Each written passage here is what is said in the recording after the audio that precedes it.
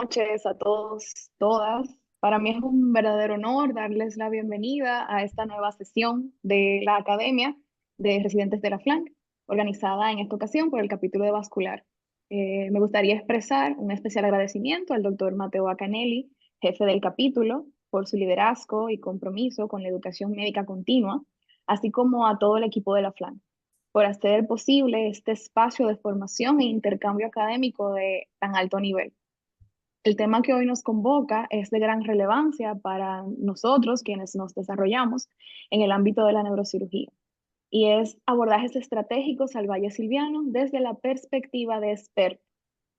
Esta es una región anatómica clave, compleja, desafiante, en donde la precisión quirúrgica puede marcar la diferencia entre la seguridad y la morbilidad del paciente.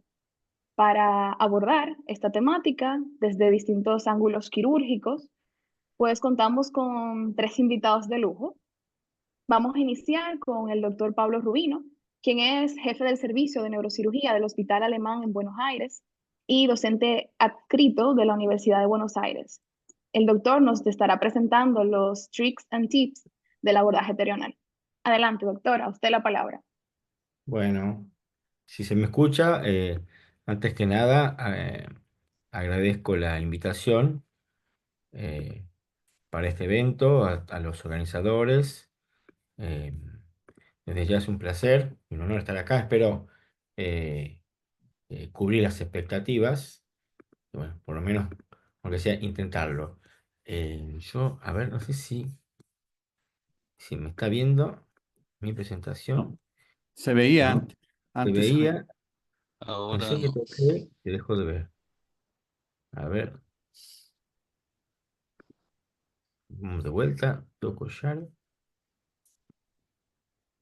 pero no es la mía esta la que se está Si viendo, ¿no? puede, deje de compartir pantalla, doctor, y trate de compartir. Bueno, ya está. No sé A ver, Ah, si ya, dejo de compartir un segundito, voy de compare vuelta. el escritorio, desktop. Ah, espérese, me parece que se me cerró el programa. Un segundito, acá, a ver si ahí. ¿Ahí se ve o no? No, ¿no? no. A ver. Un momentito, entonces. No sé qué toqué.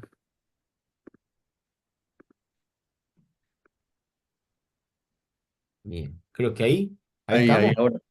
ahora sí. Bien, pasa que acá quería ver de ver menos. Ahí está bien. Bueno.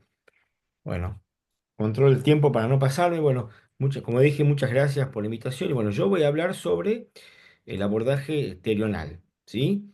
Que, bueno, como podemos decir acá, el abordaje terrenal debe su nombre a que está centrado, vamos directamente a los reparos anatómicos, ¿sí? Está centrado en esta conjunción de huesos, esta unión de los huesos que forman lo que llamamos el terio. Entonces está ubicado aproximadamente a este nivel y por eso, bueno, debe su nombre a abordaje terrenal que coincidentemente el abordaje en su profundidad está muy en relación con la porción más lateral de la fisura silviana, que es el corredor natural que tenemos todos para llegar a las cisternas basales, ¿sí? El abordaje terional clásico comprende, cuando hacemos la craniotomía terional, la exposición en líneas generales del giro frontal medio, el giro frontal inferior y el giro temporal superior, digamos. Esos tres giros deberían verse lo que llamamos en el abordaje terrenal, que lo estamos marcando acá con línea de trazo. Y después eh, también podemos identificar que el abordaje terrenal tiene dos, podemos llamar dos hermanos. Un hermano menor, que sería el abordaje mini terrenal, que expone solamente el giro temporal, el giro frontal inferior y el giro temporal superior, y el abordaje y el hermano mayor, que sería el pretemporal, el cual expone no solo el lóbulo, los dos giros del lóbulo frontal, sino que los tres giros del lóbulo temporal, este abordaje popularizado por el doctor Evandro, el cual permitía también un acceso un poco mayor, inclusive a estructuras profundas. Entonces, el abordaje terional es un abordaje diseñado para exponer y tratar lesiones ubicadas en la región, tanto celar como paracelar, ¿sí? Desde el punto de vista de la base del cráneo, también para lesiones, digamos, que están en lo que llamamos fosa media, especialmente la porción más anterior y medial, es, digamos, el abordaje que muchas veces ideal, es un abordaje que todo residente debería dominar porque es un abordaje muy versátil y que da una amplia gama de variedades para exponer estructuras a este nivel, desde el punto de vista de la base del cráneo, de lesiones tumorales y también, obviamente, en lo que llamamos lesiones vasculares, al exponer gran parte del polígono de Willis, podemos decir que el abordaje terional es el camino, ¿se escucha? Perdón. El abordaje terional es el camino para exponer prácticamente entre el 85 y 90% de los aneurismas cerebrales pueden ser expuestos a través de un abordaje terional. Es decir, todo lo que es cisterna silviana, cisterna carotidia, cisterna lamina terminalis, cisterna clural, cisterna ambient y cisterna interpeduncular puede ser expuesto a través de un abordaje terional y obviamente utilizando luego la vía transilviana que es el doctor Bacanelli seguramente nos va a ilustrar. Ese sería el sentido del abordaje terional. El abordaje terional clásico consta de una serie de etapas. Uno lo puede hacer ya sea en una sola capa, que llamamos músculo cutáneo, o digamos, la versión clásica, si se quiere, más original, con la disección interfacial. La incisión generalmente la hacemos 1 centímetro por delante del trago y a nivel del zigoma. Esta incisión puede llegar hasta la línea medio pupilar o hasta la línea media. En mi caso, cuando hago abordaje terional clásico, por decirlo de alguna manera, llego hasta la línea media. Luego, el segundo paso consiste en la retracción subperióstica del colgajo de piel, como vemos acá en esta fotografía. Algunas disecciones son mías, otras son del doctor Charulo, ex residente del Hospital del Cruce.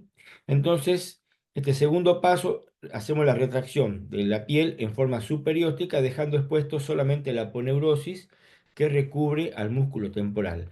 Vamos retrayendo anteriormente hasta que vamos a identificar una pequeña almohadilla de grasa entre las dos hojas de la aponeurosis de la fascia superficial que se va a dividir al nivel del zigoma. Y es ahí donde tenemos que hacer, en el caso que hagamos con disección interfacial, una sección de la hoja superficial e incorporar al colgajo toda esta almohadilla de grasa para evitar lesionar esta estructura que estamos viendo acá, que son los filetes que corresponden a la rama frontal del nervio facial. Esto sería en el caso de hacer el abordaje con disección interfacial. Luego de completada la disección interfacial, como vemos acá, vamos a incorporar en nuestros retractores eh, esta pequeña almohadilla de grasa, como se puede ver en la parte inferior. Vamos a reconocer la vena que está entre la fascia, que muchas veces puede ocasionar un sangrado fácilmente controlable, pero a la vez nos está avisando que estamos en la posición correcta. Luego de esto lo que hacemos es, depende de las escuelas, pero nosotros cortamos con bisturí frío una pequeña lonja de aponeurosis y músculo temporal en esta dirección, ¿sí? De forma tal que podemos retraer el músculo hacia abajo y hacia atrás. Acá es importante diferenciar cuál sería la importancia o la necesidad de hacer disección interfacial. Generalmente yo la reservo para pacientes generalmente masculinos que tienen un gran músculo temporal y uno necesita una exposición más basal. Es recomendable hacer la disección interfacial. También cuando hago disección interfacial, obviamente cuando tengo que hacer un bypass de bajo flujo y tengo que hacer eh, disecar la arteria temporal superficial. Obviamente esto va a ser imposible si yo lo hago por el abordaje con la vía musculocutánea. Y acá podemos ver que tenemos una exposición un poco más basal e inferior. Es importante ver que el colgajo de piel va hacia adelante, en tanto que el colgajo del músculo va hacia atrás, y ligeramente inferior y ligeramente posterior. De esta manera nos queda expuesto la unión del hueso frontal con el temporal, el efenoides, en lo que llamamos el terio, donde vamos a centrar nuestro abordaje, ¿sí? Luego iniciamos la craniotomía.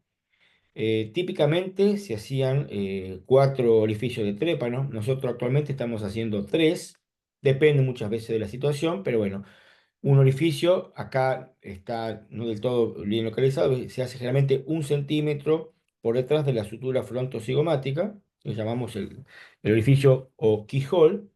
El segundo orificio es 2 centímetros medial al primero, a nivel del hueso frontal. Luego hacemos un tercer orificio en la unión de la sutura coronal con la línea temporal superior. Y finalmente un cuarto orificio a nivel de la escama del hueso temporal. Recordando también que la sutura, la porción escamosa del hueso temporal, como vemos acá, siempre va a coincidir con la porción lateral de la fisura silviana. O sea que nuestra craniotomía siempre debe ir, por lo menos, o debe interesar lo que sería la porción escamosa de la escama del hueso temporal, para de esta manera tener expuesto la fisura silviana en su porción lateral. Actualmente el segundo agujero lo estamos obviando, porque eso era antes cuando se usaba cierre Gilly, y con el drill, con el craniotomo directamente disecamos con el orificio inicial y vamos haciendo un trayecto muy similar a este, pero obviando el orificio número 2, que acá, como es un preparado anatómico, quien ha hecho anatomía en laboratorio sabe que siempre están muy adheridos y es difícil preservar la dura madre. En este caso sí es necesario hacer digamos, 4 orificios para poder despegar bien la dura madre y preservarla la misma, ¿sí?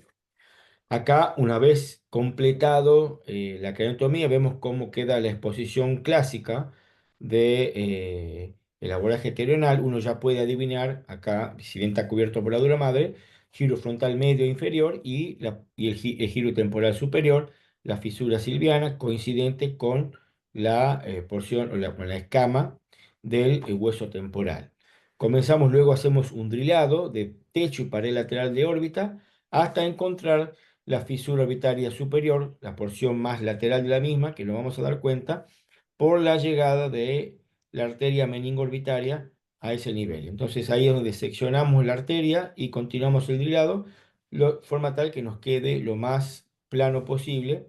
Y esto sería, en líneas generales, la exposición lograda con el abordaje terional. Si esto es simulando un preparado, si hiciéramos apertura de la dura madre, nos quedaría más o menos esta exposición. Aquí ya está abierto la fisura silviana y es, digamos, el abordaje terional lo que nos permite es exponer la fisura silviana y luego la apertura de la fisura silviana nos va a llevar a las cisternas de la base y a la región celar y paracelar, como se puede ver en esta disección anatómica. Algunos detalles del posicionamiento: generalmente utilizamos 4 movimientos. El primer movimiento es la tracción, luego hacemos elevación de la cabeza con respecto al tórax, luego le damos una deflexión, de forma tal de que el lóbulo frontal caiga por gravedad, y eso nos evita o nos disminuye la necesidad de retracción cerebral. Y finalmente hacemos una rotación de la cabeza que va a variar en función de lo que uno quiera, del objetivo del cual uno quiera operar. Yo particularmente no hago una rotación muy exagerada, porque yo priorizo tener mi visión en el eje longitudinal de la fisura silviana. Entonces, generalmente la rotación que le doy es, no es muy importante, de forma tal de priorizar el eje longitudinal de la fisura silviana. Y luego, obviamente, uno va modificando con los microscopios modernos que tenemos ahora, uno puede ir modificando las diferentes posiciones de la misma. Una excepción es cuando uno va a operar un aneurisma carótido oftálmico o un aneurisma paraquinoideo, como es en este caso, donde hay una posibilidad de hacer no solo bypass, sino que por otro lado, si uno hace una deflexión exagerada, el techo de la órbita nos va a tapar la región quinoidea, va a ser más dificultoso completar una clinidectomía en este tipo de situaciones. Esto es más o menos la disposición que utilizamos nosotros. Una vez que colocamos los campos, colocamos una suerte se llamamos travesaño, si se quiere, unido a la camilla, y esto le colocamos una goma, un tubo de goma, o a veces, cuando no lo hay que usar una venda. y esta venda la ponemos no solamente a este nivel, sino que da toda la vuelta alrededor del paciente en 360 grados. Por lo tanto, nos permite colocar los ganchos de retracción en todas las direcciones que uno pueda necesitar acorde a la patología en cuestión. Acá tiene una visión ampliada. En este caso, contamos con el tubo de goma, le llamamos acá DREN 2, y es el que utilizamos para colocar en 360 grados y de esta manera poder retraer los colgajos en todas las direcciones deseadas, ¿sí? Acá ya es el paso a paso, como he visto anteriormente en un preparador anatómico. Esto es ya en la cirugía real, entonces, de flexión, rotación, incisión que comienza 1 centímetro por delante del trago a nivel del zigoma, asciende y luego va a terminar a nivel de la línea media, justo por detrás de la implantación del cuero cabelludo. El segundo paso entonces es levantar el colgajo de piel y galia en forma superióstica, como vemos en esta fotografía. No utilizamos ningún tipo de hemostático en la piel porque hacemos una buena hemostasia inicial y luego con bipolar y se puede controlar bastante bien. Entonces evitamos el uso de pinzas hemostáticas que van a alejar la mano del cirujano sobre la cabeza del paciente, quitándonos precisión en los movimientos. Entonces eso creo que es un pequeño detalle, pero a nosotros nos parece muy importante. Luego, si vamos a hacer con disección interfacial, vamos a identificar acá por transparencia esta almohadilla de grasa. Entonces lo que vamos a hacer es hacer un corte a ese nivel. Acá vemos la vena, como está preservada. Y vamos a ver la hoja profunda de la aponeurosis del músculo temporal. Y acá tenemos digamos, la almohadilla de grasa. Entonces el colgajo va a estar incorporado a la hoja superficial junto con la almohadilla de grasa, lo cual nos va a permitir preservar las fibras del nervio facial. Y por otro lado, vamos a hacer un corte dejando un pequeño caf de músculo de aponeurose en la parte superior, y esto nos va a permitir llevar hacia abajo el músculo temporal y hacia adelante el colgajo de piel, como se ve acá en esta fotografía. Es importante también, como vemos acá en la fotografía, tratar de preservar la aponeurosis profunda porque la vitalidad del músculo en muchos casos depende o de la preservación de esta aponeurosis, que es muy sencilla de hacer en pacientes jóvenes, muy dificultosa de hacer en pacientes añosos, ¿sí? Acá nosotros lo que hacemos es utilizamos la cara, digamos, justo el ángulo de la alegra, vamos de adelante hacia atrás, de atrás hacia adelante, de forma tal de poder preservar esta ponerosis, lo cual nos va a disminuir la posibilidad de atrofia del músculo temporal, que lamentablemente es una de las consecuencias que uno puede observar en los pacientes en el postoperatorio, donde hace un abordaje terional. Luego hacemos los agujeros, los orificios de trépano, tal como describimos previamente. En este caso, hemos dicho que este orificio número 2 últimamente lo estamos obviando, dado que podemos ahora con el drill, con el cañotomo, hacer el mismo corte, pero obviando ese orificio. Y esto es otro ejemplo del abordaje terional que llamamos músculo cutáneo, que en la actualidad lo estamos haciendo con un poquito mayor de frecuencia que con disección interfacial, dado que es un poco más rápido y por otro Ah, ya lado, dime, hola. ¿cómo están todos? ¿Hiciste la Eh, resonancia? y por otro lado, no solo que es más rápido, sino que acá la posibilidad de lesionar el nervio facial, la rama frontal del nervio facial, es casi nula. Entonces, esta es otra forma de hacer. Levantamos en un solo plano superióstico y por debajo del músculo y llevamos todo hacia adelante. El único problema es que acá nos puede obstaculizar la parte más anterior y en algunos casos, si el músculo es muy voluminoso, eso puede ser un poco contraproducente para la patología que estamos por hacer en cuestión.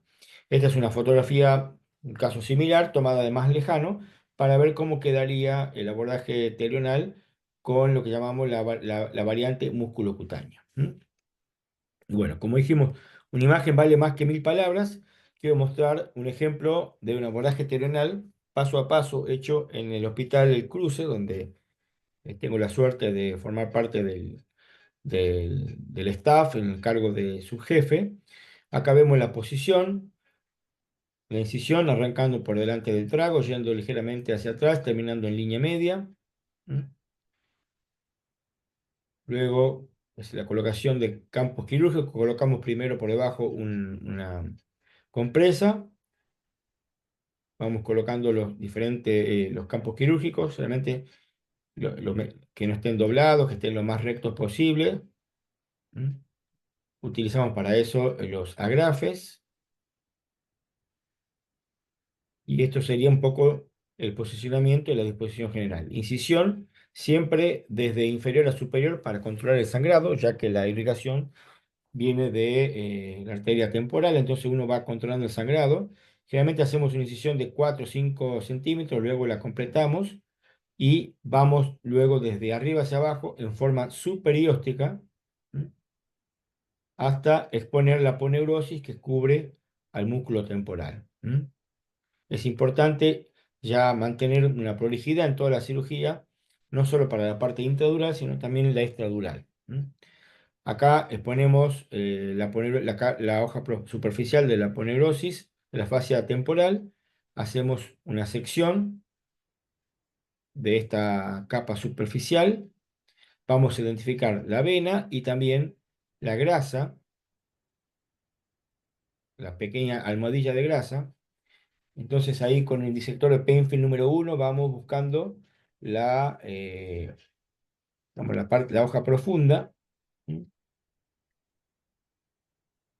Lo llevamos hacia adelante y incorporamos la almohadilla y la hoja superficial a los ganchos retractores. Exponemos entonces la sutura frontocigomática, hacemos un corte con bisturí frío y luego con electrobisturí del CAF de músculo para hacer la retracción, y vamos a despegar el músculo temporal de su porción anterior hasta por lo menos la sutura frontocigomática, inclusive si se puede 1 centímetro más, mejor aún, como vemos acá.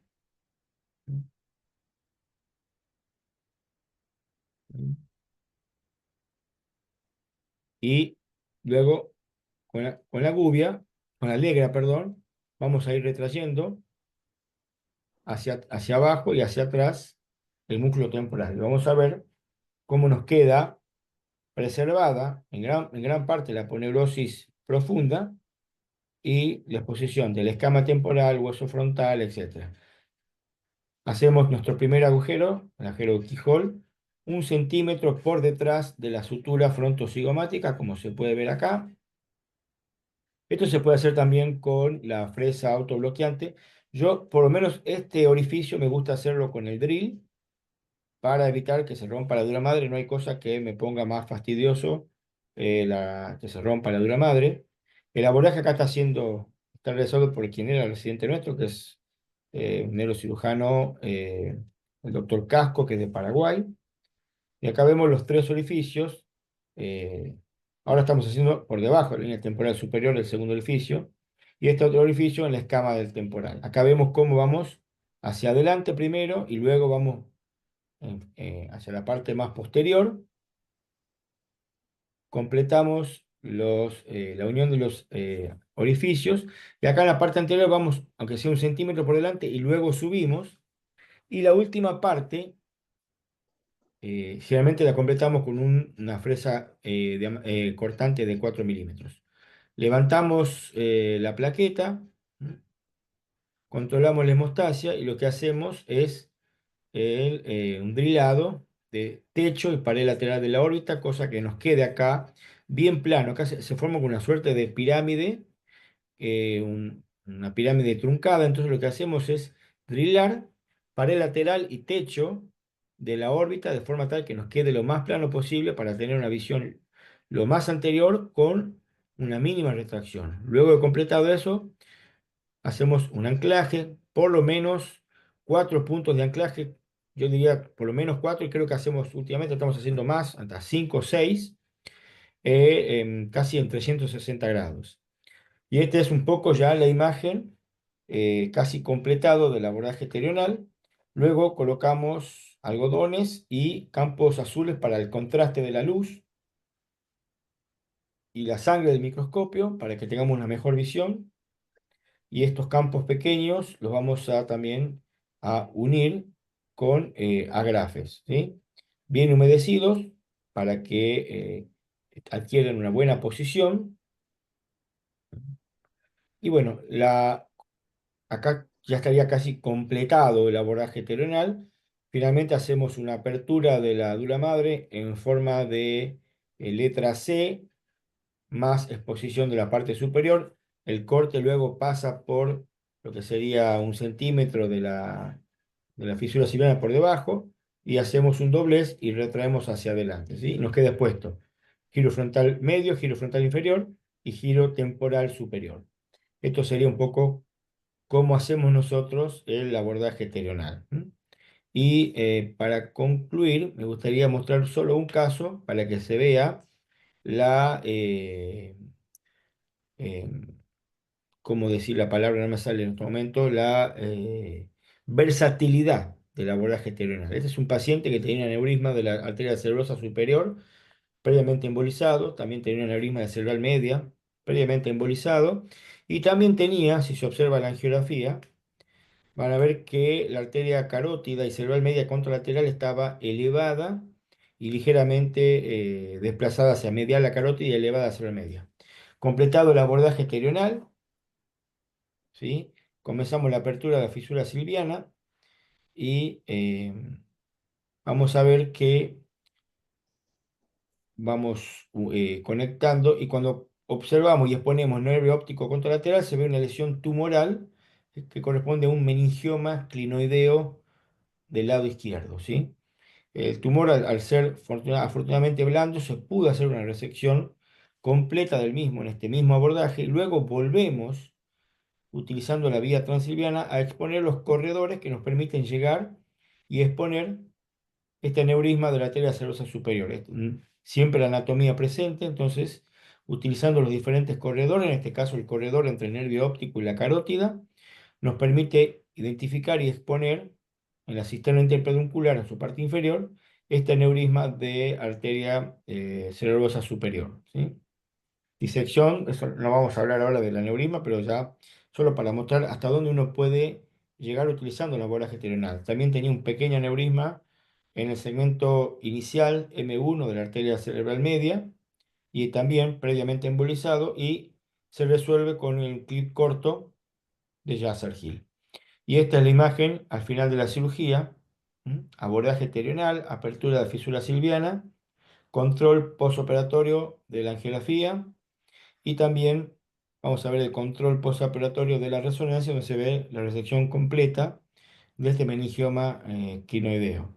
Esto es lo que nos da el abordaje terional. Es un abordaje muy versátil que todos los residentes deberían y seguramente lo saben hacer, que nos va a permitir exponer bien este tipo de patologías. Bueno, no quiero abusar más del tiempo, solamente agradecer una vez más la invitación y bueno, solamente recordar a mis dos grandes maestros, el doctor Evandro de Oliveira y el profesor Rotten, que me ayudaron a incursionar en este apasionante camino de la neurocirugía. Muchas gracias a todos por la atención. Muchísimas gracias, doctor Rubino. Excelente ponencia, sin desperdicio alguno. Vamos a dar continuidad a esta actividad académica. Nos despedimos del doctor para recibir al doctor Edgar Natal, quien funge como director médico del Instituto Nacional de Neurología y Neurocirugía, Manuel Velasco Suárez. Él es también profesor titular de neurocirugía vascular en la UNAM y nos trae el día de hoy el tema Tricks and Tips del abordaje mini-terional. Adelante, doctor. Muchas gracias por la invitación y vamos, felicito también a Pablo Rubino. La presentación fue excelente y nos va a ayudar en muchos pasos para explicar algunos detalles técnicos del abordaje mini-terrenal. Vamos a empezar por mencionar a mi equipo. Actualmente trabajo en el Instituto Nacional de Neurología y Neurocirugía Manuel Velasco Suárez de la Ciudad de México. Es un centro de referencia de tercer nivel. Junto conmigo, como profesor adjunto del curso de neurocirugía vascular, está el doctor Alejandro Serrano y siempre tenemos a un grupo de rotantes, pasantes y fellows que en un momento dado constituyen todo el team de neurocirugía vascular.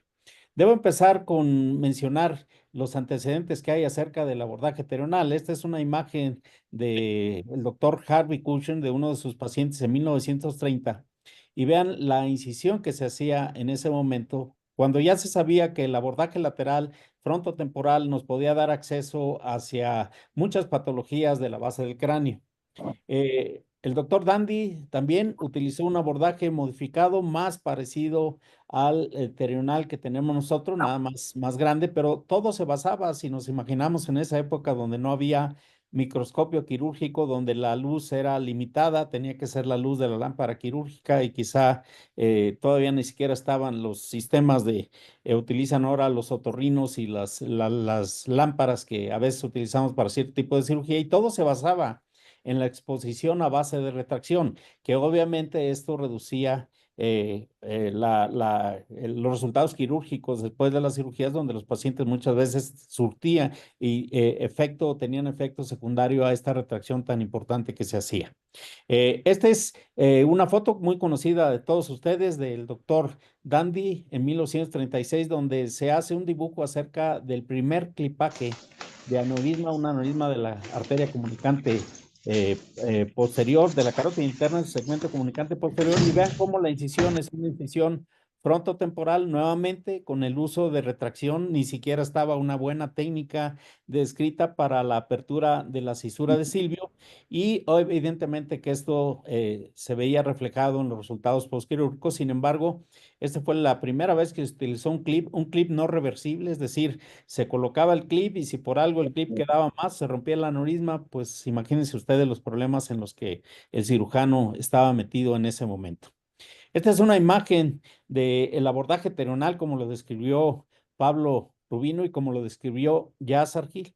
De hecho, Jas Argil, históricamente, su primera serie de aneurismas la publicó en 1972 con una serie que incluía desde el 68 al 72, y el abordaje terional como tal lo describió hasta 1975 junto con Fox. Este abordaje, que es el que seguimos utilizando con algunas variantes, es un abordaje temporal que tiene como centro la fisura de Silvio. Y entonces, de acuerdo a la patología, uno puede extender la cranotomía hacia el lóbulo frontal o hacia el lóbulo temporal, dependiendo del caso. En el caso de los aneurismas, casi siempre para nosotros, salvo los de comunicante anterior que necesitamos entrar por debajo del lóbulo frontal, casi siempre está centrada, exponiendo una parte equiparable del lóbulo frontal y del lóbulo temporal. Los detalles acerca de la técnica no voy a redundar en ellos, ya que Pablo los explicó extraordinariamente bien. La anatomía microquirúrgica para el abordaje terional y el mini terional se basa en la relación que tienen las arterias, la cisura de Silvio, con esta estructura que es la cresta esfenoidal. Esta nos va a llevar, si nosotros seguimos abriendo el valle silviano, nos va a llevar hacia las cisternas basales, y esto nos va a dar acceso a la mayor parte de aneurismas, al 70% de los aneurismas que se localizan en el polígono de Willis, y también para lesiones tumorales que se dan en el tubérculo celular, en el ala del esfenoides, o bien hacia más profundas como la región petroclival. En este sentido, nuestro punto central de disección en una cranotomía es el triángulo que se forma por la cresta esfenoidal una vez que se ha completado la primera fase, es decir, cuando se ha quitado la plaqueta ósea. Esto guarda una relación tanto a nivel interno como externo con el ala del esfenoides, que sigue siendo nuestro punto de referencia mayor para la disección de la cisura de Silvio y también para la localización del trayecto de la arteria cerebral media. Este es el primer caso y quiero mostrar este caso que siempre que presento el abordaje mini terrenal lo muestro, porque es una paciente que ingresó al instituto con una hemorragia a nivel de las cisternas basales más cargadas hacia la cisterna carótida del lado derecho. Y cuando se hizo la angiografía, nos encontramos con que la paciente era portadora de un aneurisma de la arteria carótida interna del segmento comunicante posterior, con un poquito de espasmo, no a tal grado que afectara su condición neurológica, pero en este momento, pues nosotros decidimos intervenirla. Yo de por sí, desde mi época de residente y cuando empecé ya de forma independiente, nunca he sido un cirujano de abordajes grandes porque siempre he querido limitar la exposición a lo que yo voy a necesitar. En esta era la incisión que yo hacía para, en ese tiempo, para exponer un aneurisma. Vean ustedes cómo la craniostomía es limitada hacia la fisura de Silvio, hacia la depresión dural en el centro, exponiendo una parte, les decía yo, equiparable del lóbulo frontal y el lóbulo temporal. Al final, mi punto clave de disección va a ser este triángulo, que es el que me va a llevar hacia las cisternas basales. Esta es la Edgar, exposición. Sí, Edgar, perdón que te interrumpa. No sí. se está viendo la pantalla completa, se ve como si te interesa, ¿no? Se ve el slide que está por venir, todo. Es como, no sé si me... Ok, ok, ok. Es que no sé por qué Perdón que te interrumpa. no sé por qué También, se puso doctor modo de Natal, presentador. Sí. doctor Natal, ahí abajo de su diapositiva hay un círculo con 3 puntos. Es que Ok. no alcanza a leer muy bien. Es The next, previo, last, Sí, y luego por no me títulos, han, swap, no me han swap, pasado. swap. subject place. Ahí Ay, está. pero, Carlos, sí, ¿cuándo? ¿Ya se Perfecto, ve completa? Listo, ya está perfecto, completa. perfecto. Perfecto, gracias por Los apellidos, Bien. Les comentaba que esta es la última foto que tomamos al final de la cirugía. Ahí está puesto el clip, está retraído un poco, ya abierto el vallesilviano, retraído el frontal y el temporal para exponer la zona de aplicación del clip. Pero cuando yo hice análisis de varios casos, me di cuenta que independientemente de que la exposición era limitada, yo utilizaba nada más una porción que estaba centrada sobre la cesura de Silvio para acceder. Entonces, en base a esto y a dos influencias que yo tenía, que era el conocimiento de las técnicas de keyhole por el doctor Fukushima cuando yo estuve en Japón y por el doctor Pernesky en Alemania, al que tuve la oportunidad de visitar y verlo trabajar en quirófano, pues teníamos como antecedente el abordaje de Yasarki, que fue el que expuso básicamente Pablo Rubino, y estos modelos nuevos que empezaron a emerger de abordajes de mínima invasión. El doctor Pernesky en 1993 hizo el primer congreso de mínima invasión y posteriormente cada año lo realizaba y la gente interesada, si uno tenía trabajos, los podía uno presentar en este congreso y recibir críticas positivas o negativas al respecto.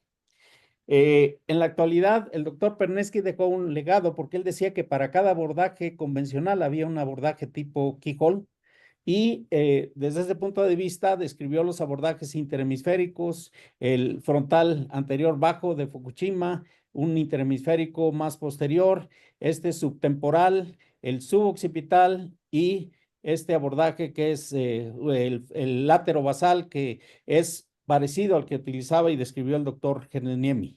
Esta es realmente digamos, la proyección del abordaje miniteronal como lo hacemos en la actualidad, tomando como referencia el reborde orbitario externo y la línea de implantación del PEL. De modo personal, yo siempre estuve interesado debido a que me podía mover yo con facilidad en espacios pequeños y empecé haciendo el abordaje transiliar. Este abordaje yo presenté nuestros primeros casos en un congreso en Matsushima que lideraba el profesor Kobayashi. Allá me encontré a Evandro. Evandro me criticó mucho porque decía que cómo era posible que yo hiciera abordajes pequeños. Yo ya tenía conocimiento del doctor Evandro de años anteriores. Pero al final de cuentas, bueno, era un concepto nuevo que no toda la gente aceptaba, había reticencia para los abordajes de mínima invasión.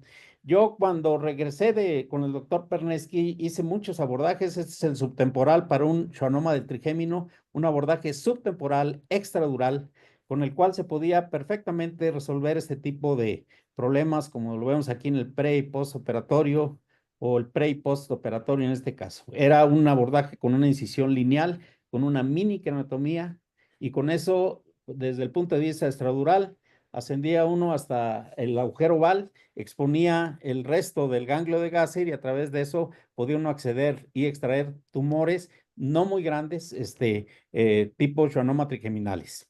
En términos del abordaje terional, yo empecé a idear la posibilidad de hacer un abordaje. Este era el abordaje más o menos que yo les mostré que utilizaba.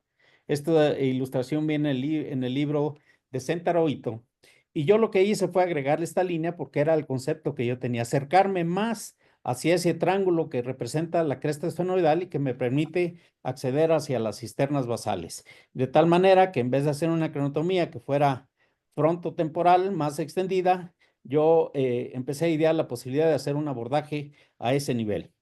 Esto es importante porque esta es una ilustración del propio libro de Sentaro Ito, donde se ve más o menos cuál es el alcance que tenemos que hacer para disecar la cisura de Silvio.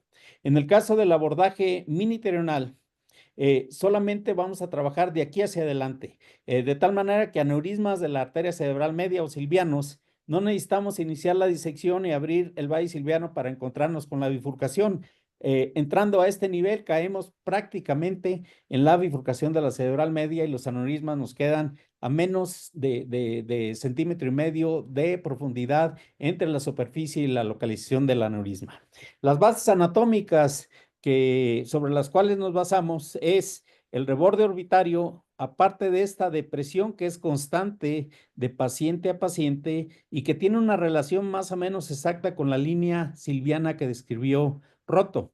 Esta es la representación externa del ala mayor del esfenoides, el punto del terion donde se juntan todas las suturas y si nosotros seguimos esta línea, nos va a llevar exactamente a la dirección que tiene el valle silviano, como está mostrado aquí. En el interior representa la posición del ala del esfenoides, que es lo que utilizamos como referencia para continuar tanto en el abordaje terional estándar que fresamos hasta llegar a la banda meningo-hipofisiaria o hasta la crinioidectomía extradural, pero que es el inicio de nuestra resección una vez que hemos expuesto o que se ha retirado la plaqueta ósea.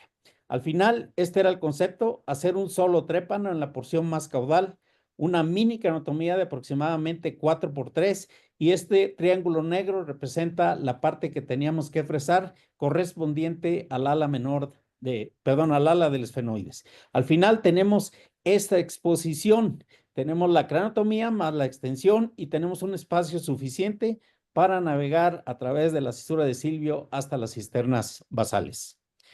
Este es un video para que vean ustedes los pasos rápidamente, la planeación de la incisión, la relación con el arco orbitario externo, la formación del colgajo cutáneo. Posteriormente hacemos la reflexión del músculo temporal y aquí debo hacer un stop muy rápido para decirles que por ende este abordaje es un abordaje músculo cutáneo. No vamos a retirar el músculo temporal y esto lo digo porque voy a hacer alguna anotación y observación a continuación. Es un abordaje músculo cutáneo que tiene por objeto pasar nosotros con la vista del microscopio por debajo del músculo yéndonos directamente sobre el ala del esfenoides. Realmente yo no necesito quitar este músculo para poder tener la visión que al final vamos a obtener. Aquí continúo.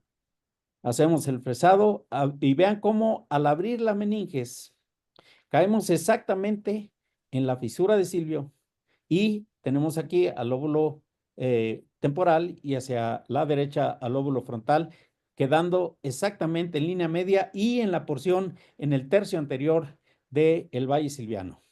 Hacemos la apertura.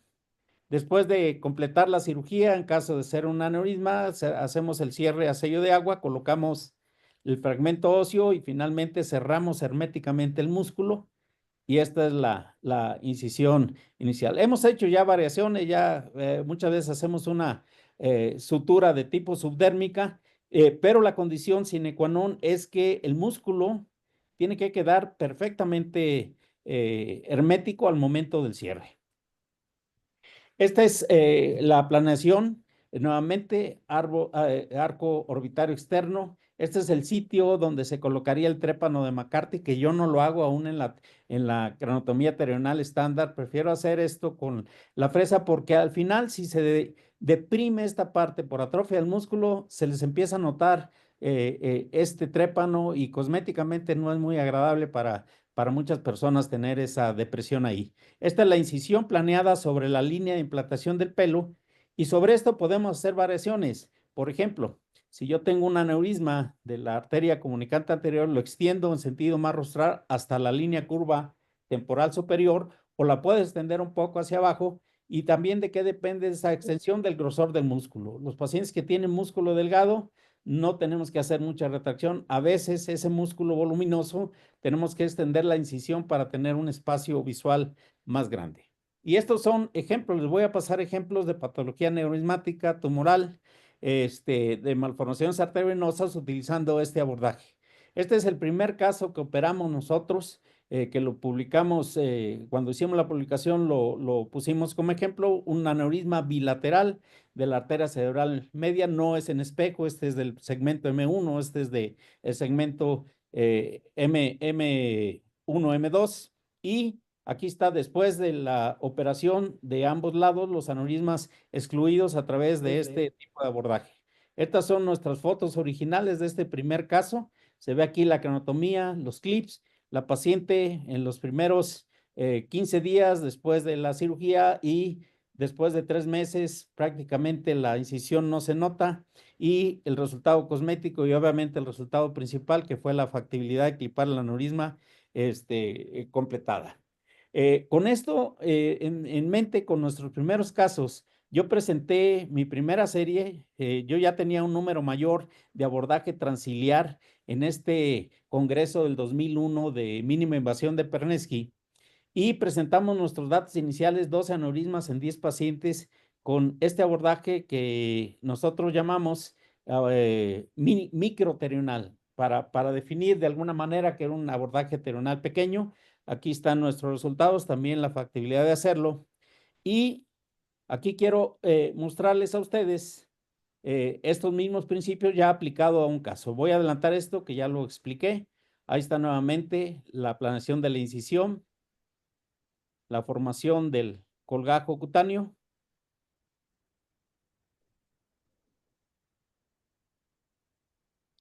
la exposición del pterion. Nuevamente es un abordaje músculo cutáneo. Vamos a entrar por debajo del músculo. Esta es la cranotomía. Aquí hacemos una incisión con cinceles para hacer una punta de flecha, que es la dirección del ala del esfenoides. Aquí está ya retirado el colgajo óseo. Hacemos un fresado del remanente de la crinoides anterior. Y aquí es como lo que nosotros vamos a ver ya en vivo. Después de hacer la apertura del valle silviano y la exposición y disección del aneurisma, procedemos al clipaje y luego a la reposición ósea. Nuevamente el cierre, insisto, hermético del músculo temporal, porque esto nos va a evitar la fuga de líquido cefalorraquídeo y cualquier otra situación relacionada con la cirugía. Ahí está cerrado completamente de forma hermética. Y aquí está la incisión con una sutura continua anclada fina. Entonces, con esto, nosotros cuando completamos casi 100 aneurismas, 98 aneurismas en 85 pacientes, decidimos publicar esto junto con el doctor Gómez Amador. Y aquí están lo mismo que yo ya les había presentado, las imágenes de nuestro abordaje y la secuencia que vieron ustedes en video. Obviamente, nosotros no le pusimos abordaje mini terional ni nada que relacionaba con terional porque les decía yo que había cierta reticencia de los grandes neurocirujanos a aceptar este tipo de abordajes.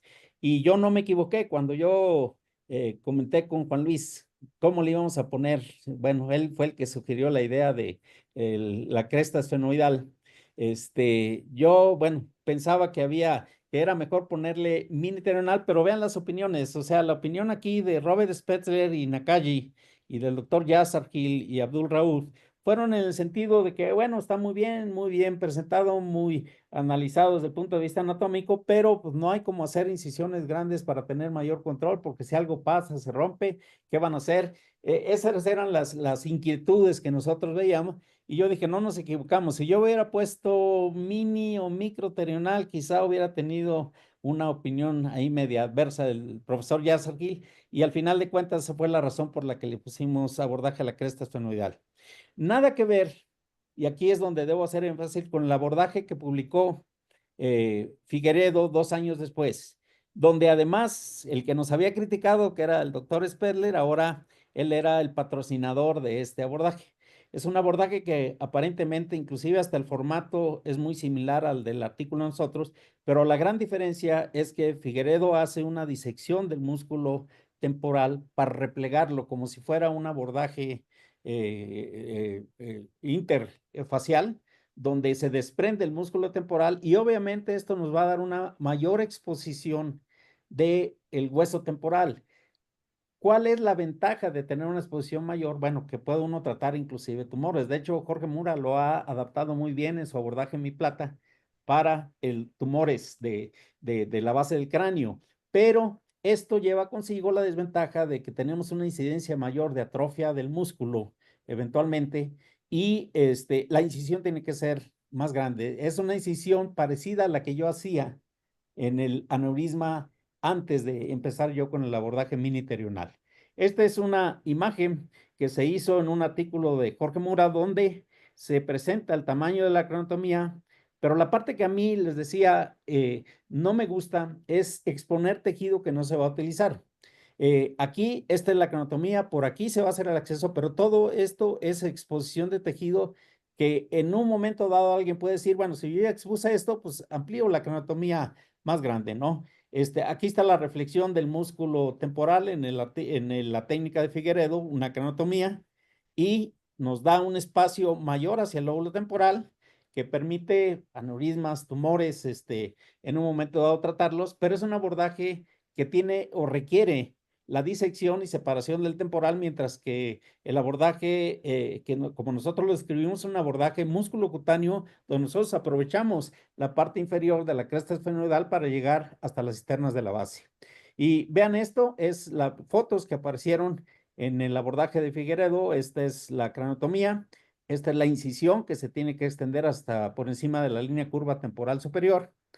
Esta es la craneotomía que yo hacía antes del abordaje miniterional y evidentemente que es casi el mismo tamaño, donde yo solamente lo que hice fue reducirla aún más utilizando este abordaje músculo cutáneo. Ahí está la incisión como yo lo hacía lateral y aún así vean cómo aparentemente es menor la exposición, como yo lo hacía, como fue descrito el Figueredo. Yo no tengo nada contra el abordaje de Figueredo, pero hay que saber aplicarlo de acuerdo a las necesidades del paciente y a la conveniencia del cirujano, si puede moverse en espacios pequeños o requiere espacios más grandes para hacerlo.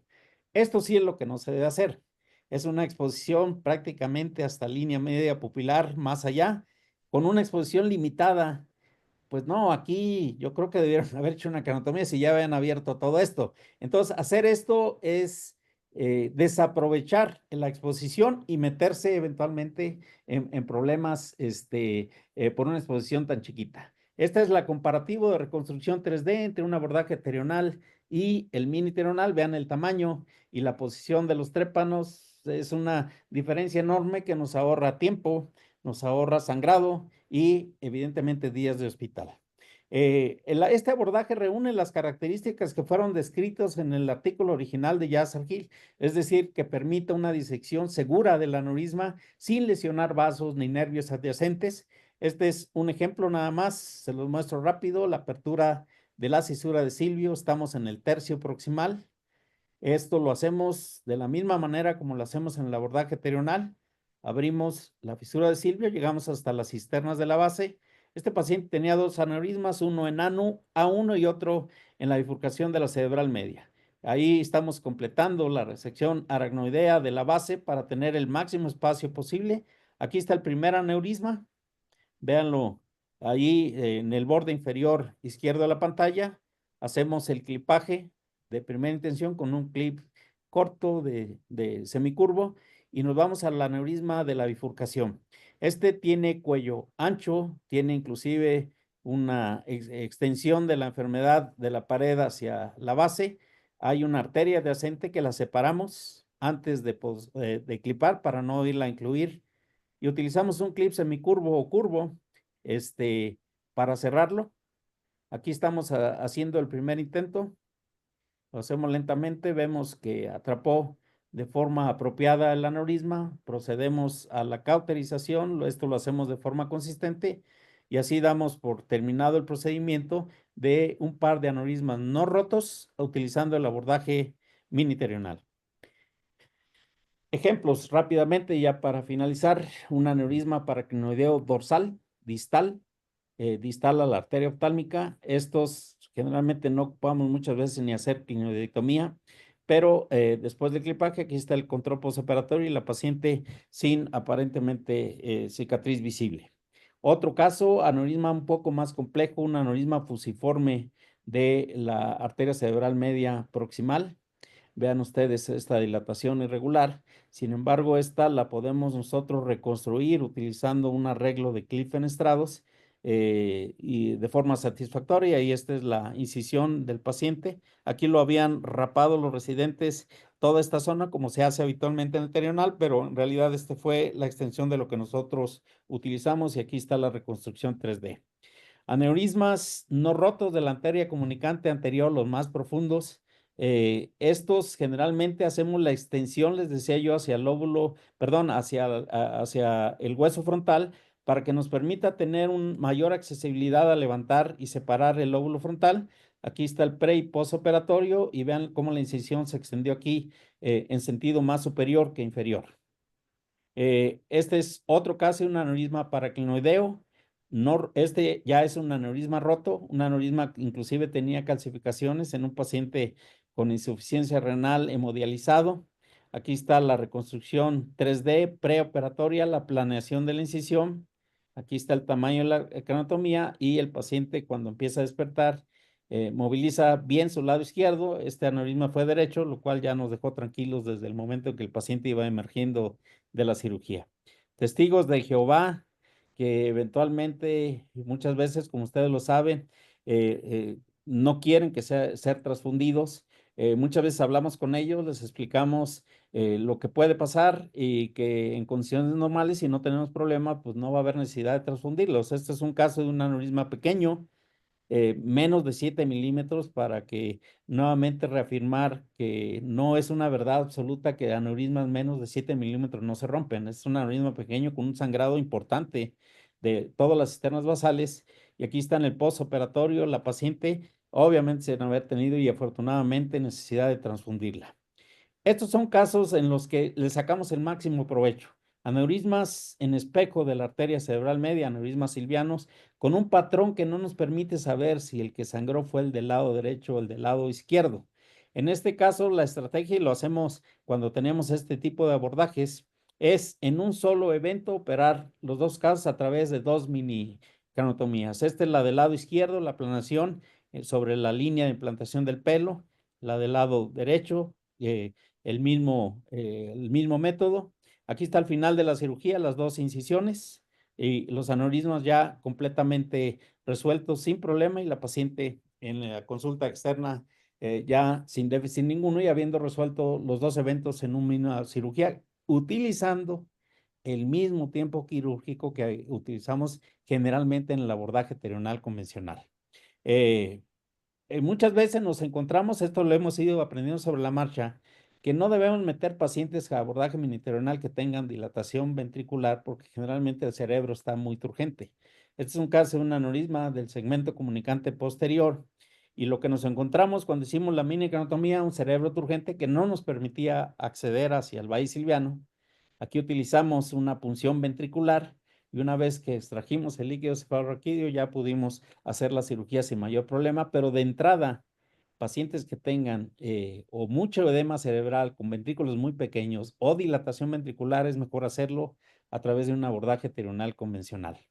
En la actualidad, este abordaje ya está muy difundido, principalmente en países asiáticos. Hay muchísimos artículos, si ustedes se ponen a revisar, que hablan de este concepto, variaciones en un momento dado, pero al principio es el mismo concepto de entrar a través de una cranotomía limitada, centrada exactamente sobre la cisura de cilio para poder llegar hacia la región de las cisternas basales. Ese es un comparativo que se hizo entre el abordaje transciliar y el miniterional, donde las ventajas desde el punto de vista de medidas y ángulos de visión favorecían al abordaje miniterional.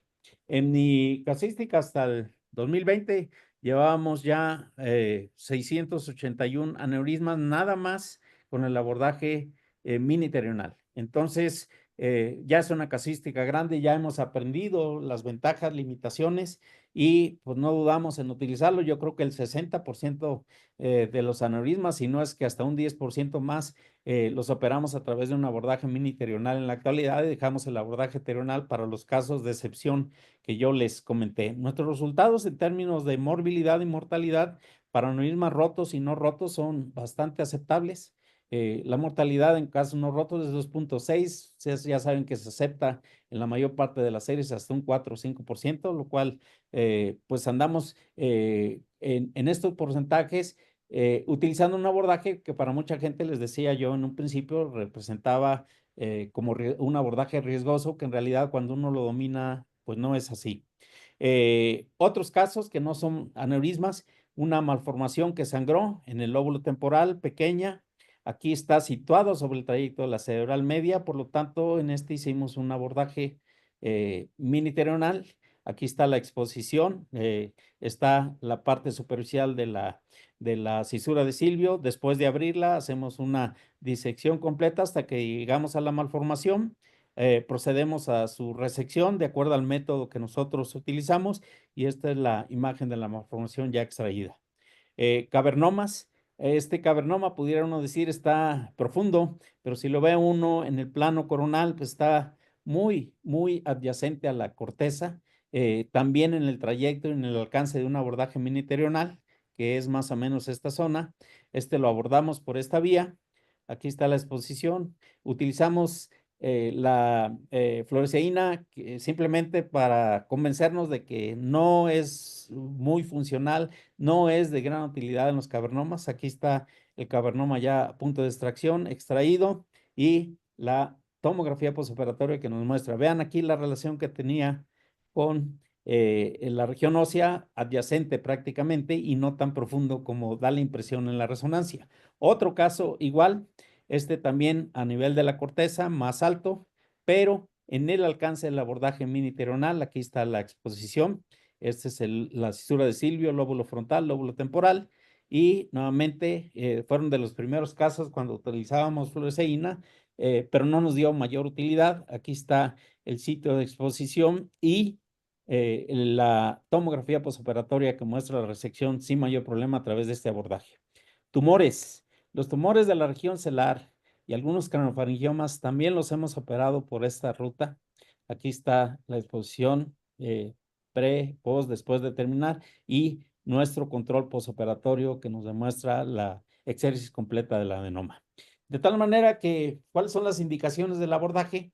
Pacientes con aneurisma de preferencia no rotos de circulación anterior o pacientes con aneurismas rotos que estén en grado 1 o 2 de la clasificación de Kuhn-Hess, que no haya evidencia, les decía, de hidrocefalia, hematoma o edema cerebral en tomografía o resonancia, aneurismas múltiples que requieran 2 abordajes por estar en lados diferentes que los podemos hacer en un solo tiempo, como les mostré un ejemplo, y casos especiales a consideración del neurocirujano. Por lo tanto, podemos concluir que este abordaje es una alternativa válida y eficiente para el tratamiento de aneurisma de la circulación anterior. No es un abordaje para todos. Tiene el cirujano que sentirse seguro y tener la libertad de trabajar en espacios más reducidos. Obvio, requiere de entrenamiento y desarrollo de habilidades, igual que el abordaje terrenal convencional. Y el éxito de estos abordajes depende en la buena selección de los pacientes para evitarnos complicaciones durante la cirugía. Muchas gracias por su atención. Y bueno, damos el paso a la siguiente plática con el doctor Bacanelli. Gracias por su atención nuevamente. Muchas gracias, doctor, por su participación. Gracias por compartir sus conocimientos, su experiencia en esta noche. Y pues, como usted bien dice, continuamos con el doctor Mateo Bacanelli. El doctor es jefe de la sección vascular del Servicio de Neurocirugía del Hospital Italiano de Buenos Aires y profesor universitario de esta misma institución. En la noche de hoy, pues, el doctor nos hablará sobre los tricks and tips de la apertura del Valle Silviano. El Ok, escenario es bueno, suyo, doctor. muchas gracias. Ahí vamos a compartir ahora Perfecto. Ok, ¿ahí lo están viendo? No aparece imagen todavía. ¿No? Estoy con Y un ahora internet sí. un Ahora poco sí. Ahí, lento. Ahora listo. sí, gracias a Dios. Cualquier cosa, avíseme si no se ve muy bien, porque me parece que tengo una internet un poco inestable. Bueno, mi tópico de esta noche son los tips de apertura del Valle Silviano. Mi idea entre residentes es tratar de transmitir aquellos elementos que yo considero más importantes que los puedan ayudar en la apertura del Valle Silviano. El primer concepto bien general es entender, aunque parece una verdad de perogrullo, que el Valle Silviano forma parte del sistema subaracnoideo. Entendiendo por sistema subaracnoideo el conjunto de surcos, espacios subaracnoideo y cisternas, que es fundamentalmente nuestro lugar en el mundo cuando hablamos de neurocirugía vascular. Si el cirujano que hace oncología o cirugía cerebral tiene que conocer al cerebro, para el cirujano vascular el espacio subaracnoideo es fundamental. Es fundamental porque la mayoría de nuestras patologías están ahí, los aneurismas, las fístulas, las malformaciones, y aparte también porque es nuestra manera de llegar a la patología. Nosotros utilizamos el espacio subaracnoideo para poder abordar esta cirugía y lo hacemos de una forma prácticamente navegándola a través de estas estructuras. De hecho, a mí siempre me gusta hacer una comparación y decir que nosotros neurocirujanos somos cisternautas, somos navegadores de las cisternas. Y muchas de nuestras funciones, aunque parezca extraño, o de las habilidades y conocimientos que tenemos que desarrollar, son muy parecidas a las que tiene un submarino cuando tiene que navegar en las aguas.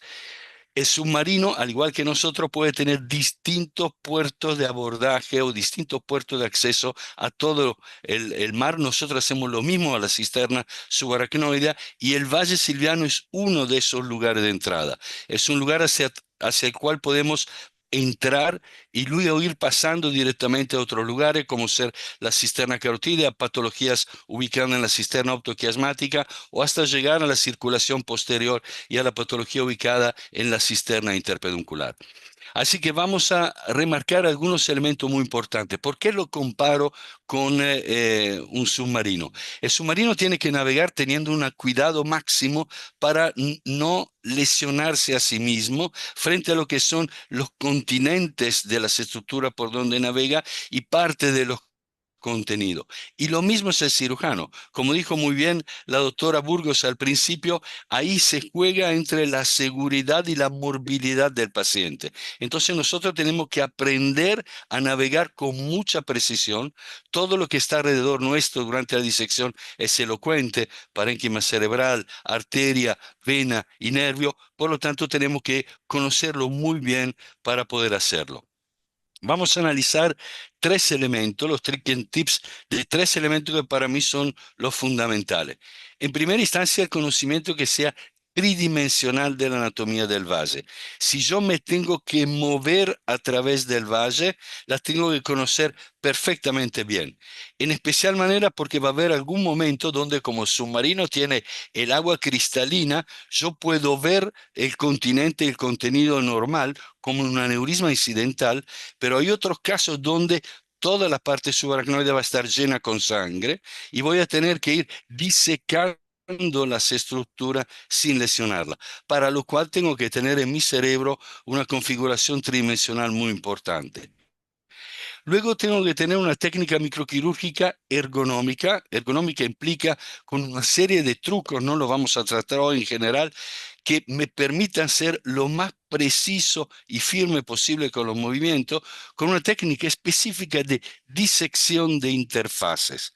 Lo que nos diferencia del resto de los cirujanos es que nosotros trabajamos entre estructuras extremadamente delicadas, aneurismas, malformaciones, tejido cerebral. Entonces tenemos que tratar de ser lo menos invasivo posible y tenemos que tratar de disecar y utilizar los caminos naturales, la interfase. Entonces, no solo dentro dentro de la cisterna, sino en la disección entre las arterias, las venas entre sí, en las paredes de una malformación en un aneurisma. Y por último vamos a dar algunos diques sobre el manejo de las diferentes tácticas de apertura que tenemos del valle, que puede ser de lateral a medial, de medial a lateral o con un abordaje directo. En primera instancia es fundamental que ustedes entiendan que sin microanatomía y sin conocimiento anatómico detallado no hay microcirugía. Yo puedo entrar por espacio muy chiquitito y tener poca morbilidad y mucha efectividad si sé por dónde ir. A lo largo de la residencia vayan construyendo desde el primer día todo ese conocimiento anatómico a través del trabajo maravilloso de Roton. No dejen de ver los trabajos de Jasser iniciales, pero son fundamentales.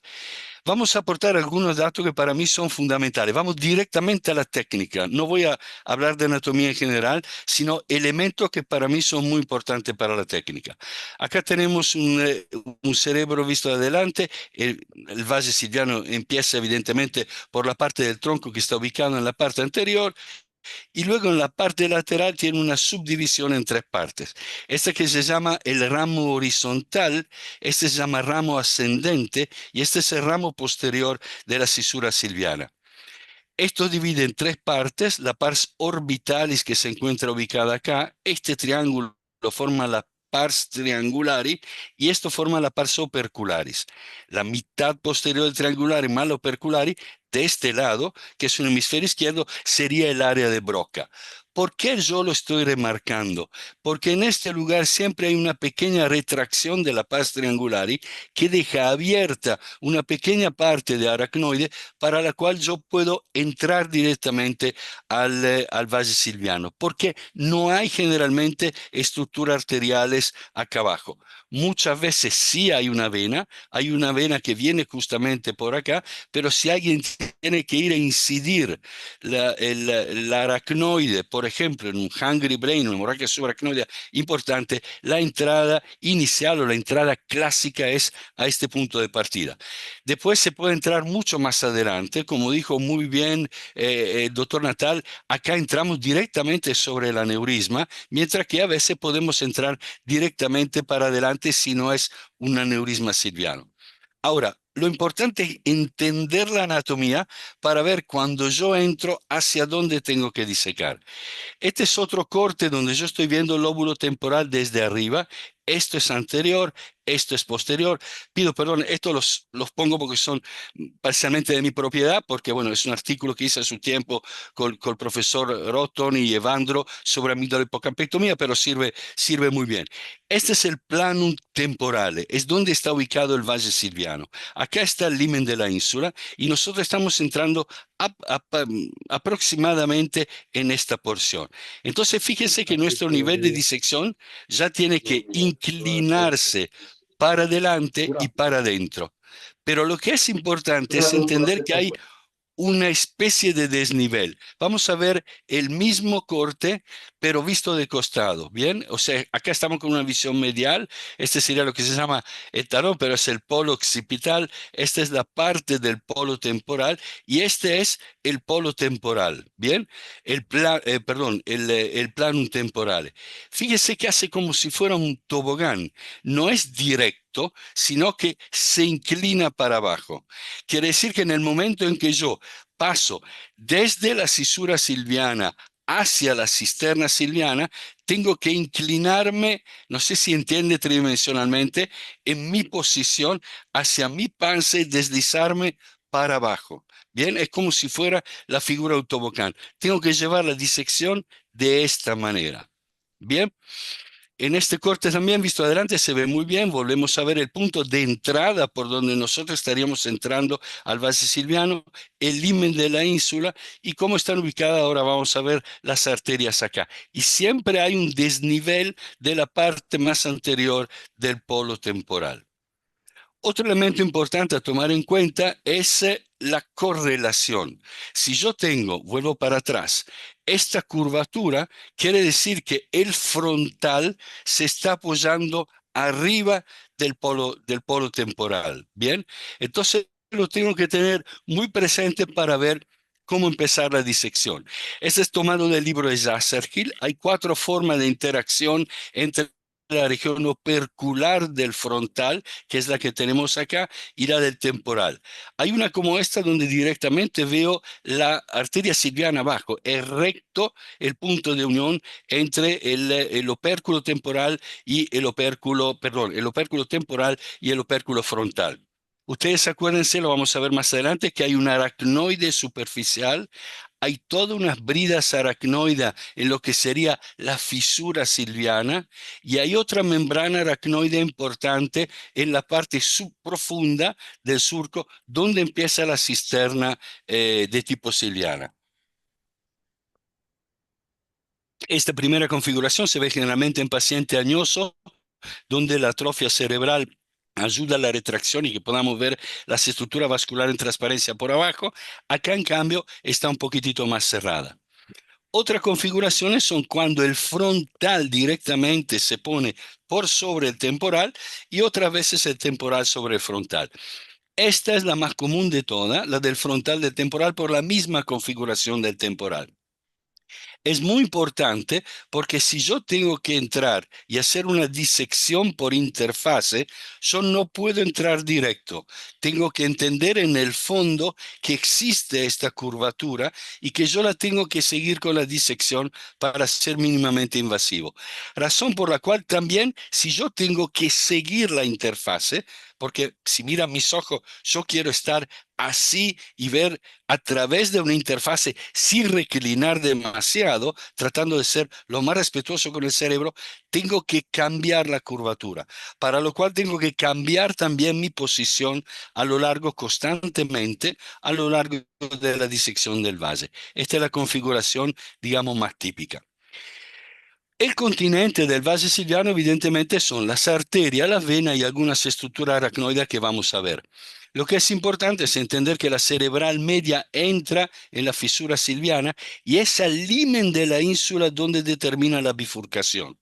Yo cuando era muy joven, no me pregunten por qué, tenía un error conceptual, pensaba siempre que la bifurcación estaba acá, cuando ya las ramas se empezaban a ir para atrás. No, la bifurcación típicamente, razón por la cual también los aneurismas silvianos están ubicados a nivel del limen de la ínsula. Y normalmente hay una primera arteria, que va a ser la arteria más posterior, que se pega a la parte del limen de la ínsula, mientras que la segunda rama que se forma, que es más sobre el temporal, se abren y se separan y pasa por debajo del ala esfenoidal. Fíjense que acá no se ve la bifurcación, o se ve la bifurcación, mejor dicho, y una rama se va por debajo. Y del otro lado también se mete por debajo de la esfenoidal. Las arterias se separan y luego se vuelven a juntar, creando lo que es la cisterna silviana. La arteria puede tener distintas variaciones, importante que la puedan reconocer para disecar mejor el valle.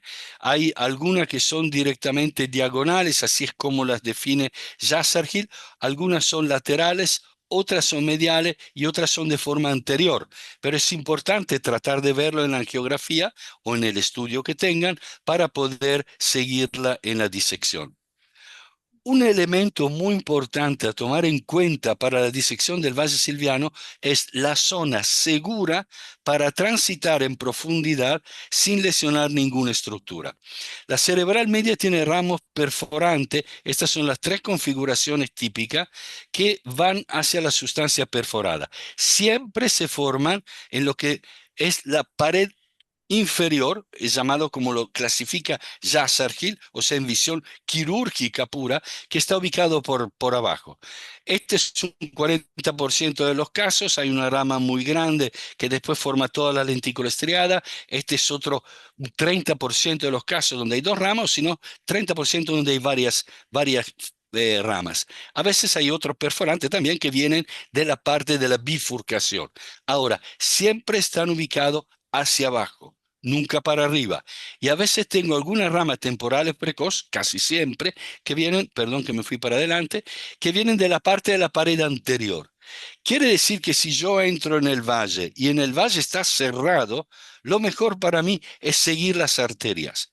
Sigan las arterias. Las arterias son amigas del cirujano. Entonces voy a ir disecando el valle siguiendo esta parte, que es la parte segura de la cerebral media.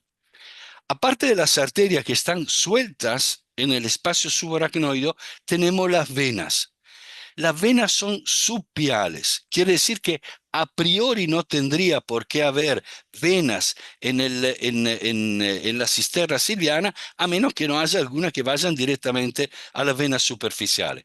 Acá tenemos una espátula reclinando toda la parte temporal para abajo, se ve la silviana superficial, perdón, la silviana profunda, acá está la silviana superficial. Esta es una vena que se pega al limen de la ínsula. Es la enemiga del cirujano de los aneurismas silvianos, porque siempre cuando uno va a tratar de hacer la disección de una cerebral media de un aneurisma, casi siempre está la vena molestando ahí abajo y sigue todo el valle silviano para entrar con la fronto-basal y formar la basal de Rosenthal. Si bien algunas veces puede entrar directamente al seno esfenoidal cruzando el valle silviano en la parte más inferior hacia la entrada del seno esfenoidal. Eso lo vamos a ver mejor. En cuanto a la parte aracnoidal, es importante que ustedes tengan presente algunos elementos para el abordaje quirúrgico. En primera instancia, donde están las venas silvianas superficiales, hay una membrana superficial, ¿bien? Que es la que pone y fija entre sí el frontal y temporal.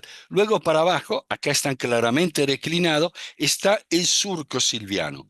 En la parte más lateral está más abierto, pero esta parte del surco se cierra mucho en la porción anterior del valle silviano. Acá tengo varias bridas. Hay artículos que clasifican muy bien, hay bridas arterio-arteriales, acá arriba tenemos solamente veno-venosa, acá en el medio las tenemos entre el tejido frontal y temporal, pero bueno, eso lo puede ir remarcando o buscando después en los artículos.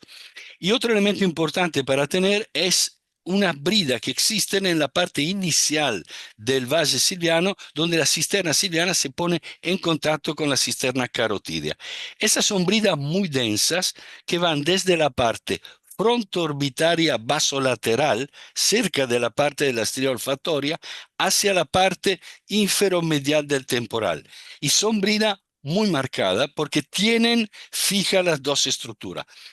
A veces son, como en este caso y como la describe Jasarkin, un verdadero túnel. Él lo llama túnel. Vamos a ver algunos ejemplos después.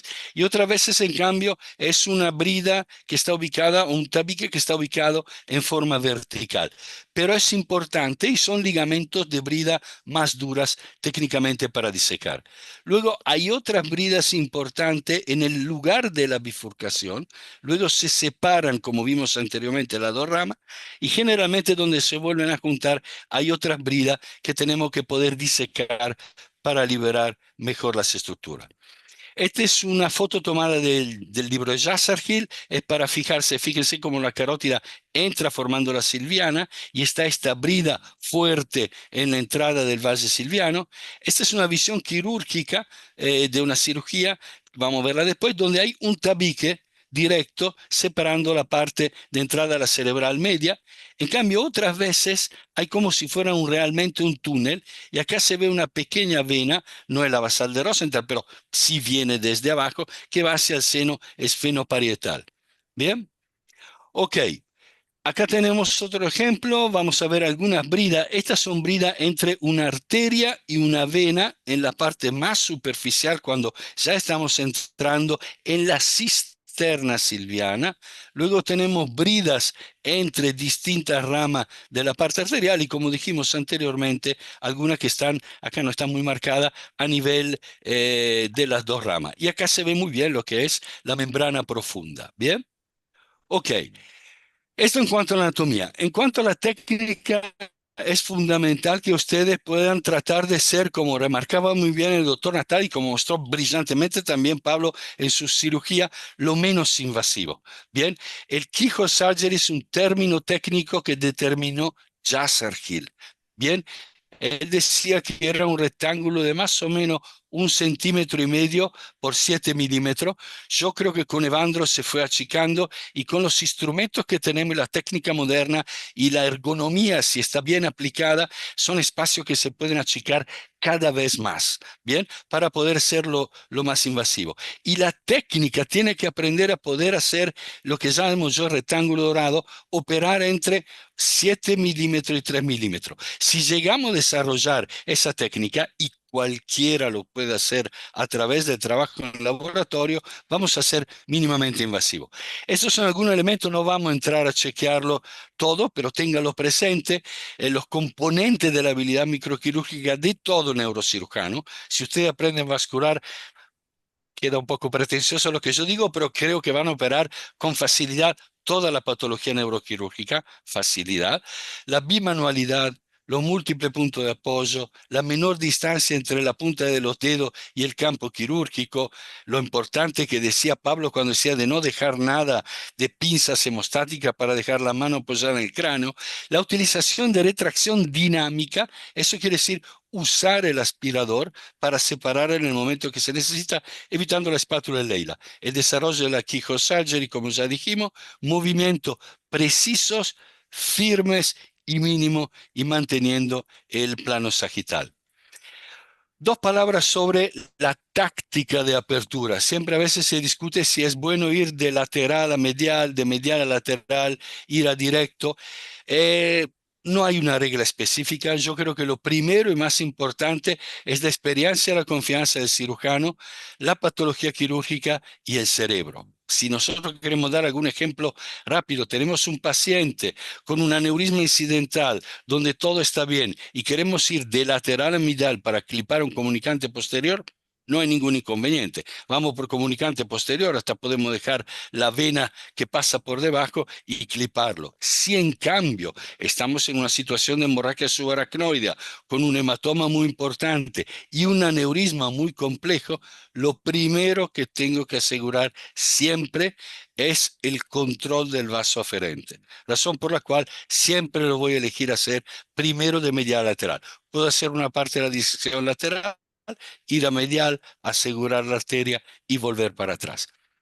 Y a veces si es un incidental, como en este caso, donde es un aneurismo largo con una forma anterior, donde queda toda la vista, tal vez a través de una disección pura y directa del valle silviano, no necesito nada. Acá tengo muy bien la parte proximal a la bifurcación como para poder operarla. Vamos a ver ahora, vamos a los bifes, como decimos nosotros en la Argentina, algunos ejemplos quirúrgicos donde voy a mostrar y detallar un poco más la técnica de apertura. Vamos a ver tres casos. Un caso donde hay 3 aneurismas en 3 posiciones diferentes con la misma apertura del valle, incidentales. Otro caso donde va a estar sangrado, vamos a ver un abordaje a un tope de basilar, una hemorragia sangrada, y luego un aneurisma donde hay una hemocisterna debido a un aneurisma que bloquee la salida del valle silviano hacia el espacio subaracnoideo. Este es un paciente que tiene un aneurisma, como puede ver acá, de la bifurcación carotídea derecha. Bien, lo vimos de perfil. En el perfil también se ve que hay un comunicante posterior acá. Bien, este es el perfil, evidentemente, donde se ve bien. Acá en el oblicuo se ve muy bien. Un comunicante posterior y una bifurcación. Y contralateral tiene un paraclinoideo de tipo medial, sería tipo un hipofisal superior, que puede ser abordado en forma contralateral. Acá tenemos la reconstrucción, son aneurismas incidentales, nosotros operamos dependiendo del tamaño, lo que decía un poco Edgar después, pero si evidentemente en el paso podemos clipar los varios aneurismas, lo vamos a hacer. Vamos a ver un poco la técnica de disección. Acá estamos empezando, tenemos el frontal a la izquierda y el temporal a la derecha. Yo siempre en mis pacientes pongo manitol. El manitol me permite hacer retracción dinámica sin lesionar el tejido, porque lo compacta, lo pone un poco como deshidratado y permite hacerlo mejor. Lo primero, evidentemente, es buscar liberar las venas para dejarla del lado temporal. No es tan necesario, a veces algunos entran por la parte temporal, lo que sí es problemática, porque si yo entro por la parte temporal, tengo que reclinar el temporal para abajo, que no es lo mismo abrirlo del versante frontal y después abrirlo. Siempre hay que usar una tijera como esta con la punta roma.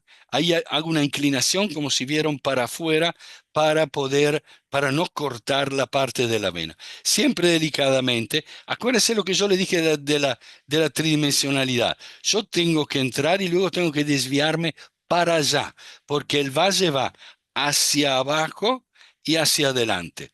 Así que lo primero que hacemos es cortar esa aracnoide inicial que se pega generalmente de la parte opercular a la vena y voy bajando por la cisterna. Siempre conviene, por lo menos en línea general, no ir profundizando en un lugar, sino abrir primero todo lo que se puede en la superficie y luego bajar, para utilizar la famosa técnica de Jasserkin que abre de adentro para afuera. Él dice como cuando nosotros comemos una naranja y la abrimos de adentro para afuera. Fíjense que usamos retracción dinámica. Acá estoy separando las arterias. Siempre la tijera tiene que venir en forma paralela al eje, razón por la cual tengo que cambiar de posición.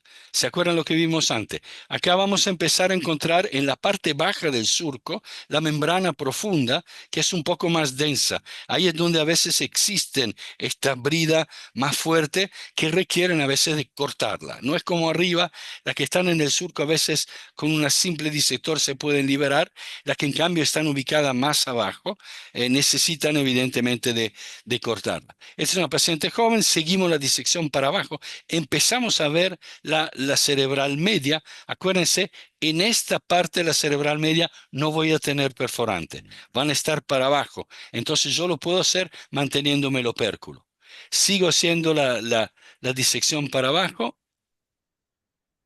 con tranquilidad. Acuérdense que no tienen que lesionar la pía madre. Si yo utilizo retracción dinámica, tengo que mantener la pía madre íntegra, porque si en algún momento, a veces pasa lamentablemente, uno entra en el valle, está tan cerrado que se mete su pial, va a empezar a sangrar un poco porque estoy rompiendo las venas, porque las venas están ubicadas a nivel supial. Y aparte voy a perder el espacio subaracnoideo. Bien, entonces es muy importante tratar de mantenerse en el medio. Nada mejor que seguir las arterias para asegurar que no me estoy metiendo supial. Si se rompe la pía madre, cuando luego apoyo el aspirador, ahí el aspirador puede romperlo. Bien, acá van a ver que me queda lamentablemente una parte pequeña. Ahí la rompí, esta parte supérculo frontal.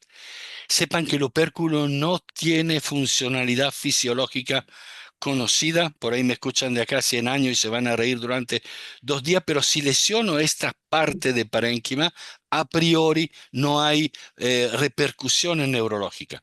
De cualquier manera, uno es neurocirujano y tiene que tratar, como dijo muy bien la doctora al principio, la menor cantidad de morbilidad.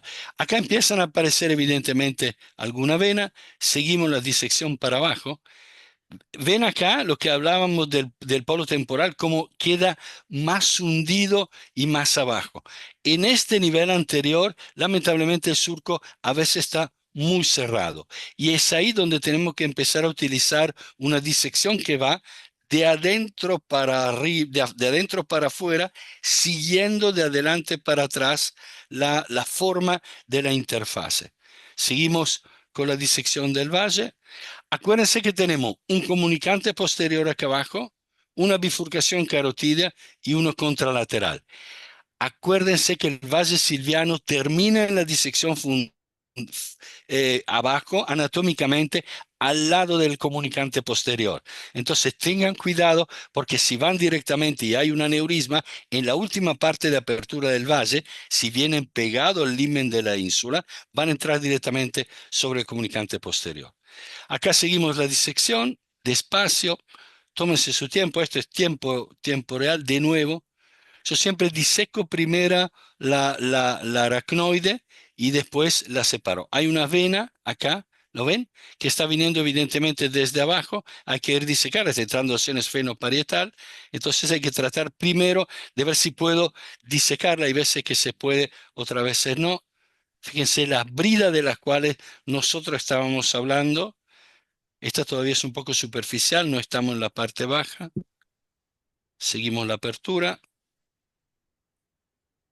Vamos a ver si lo tiro un poquitito para adelante. Bueno, acá ya no terminamos de abrir. ¿O sí? Y me equivoqué, lo adelanté, pido perdón. Ah, ok, ahí estamos cortando la última parte. Ahora ya la vamos a volver porque vamos a volver mejor. Acuérdense que acá está el comunicante posterior. Entonces, ahí estoy abriendo todo lo que es la cisterna del nervio óptico, la optoquiasmática. La disección siempre tiene que ser para evitar tensión. Si yo utilizo la retracción dinámica, lo mejor es no tener resistencia. Razón por la cual, siguiendo un poco la escuela de Vandro, es muy bueno disecar toda la parte optoquiasmática hasta el óptico contralateral. En este caso hay un aneurisma paraclinoideo contralateral que tenemos que coagular, perdón, que tenemos que clipar, razón por la cual tenemos que seguir la disección. Pero fíjense que sacando líquido despacio no necesitamos espátula.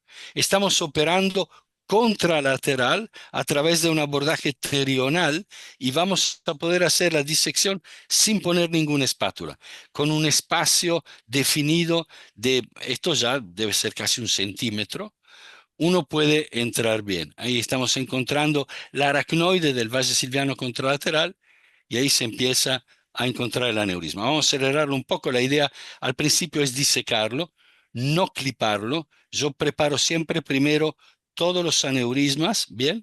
Y después lo clipo. Acá sí estoy abriendo ahora la cisterna carotídea. Voy a ver el aneurisma comunicante posterior.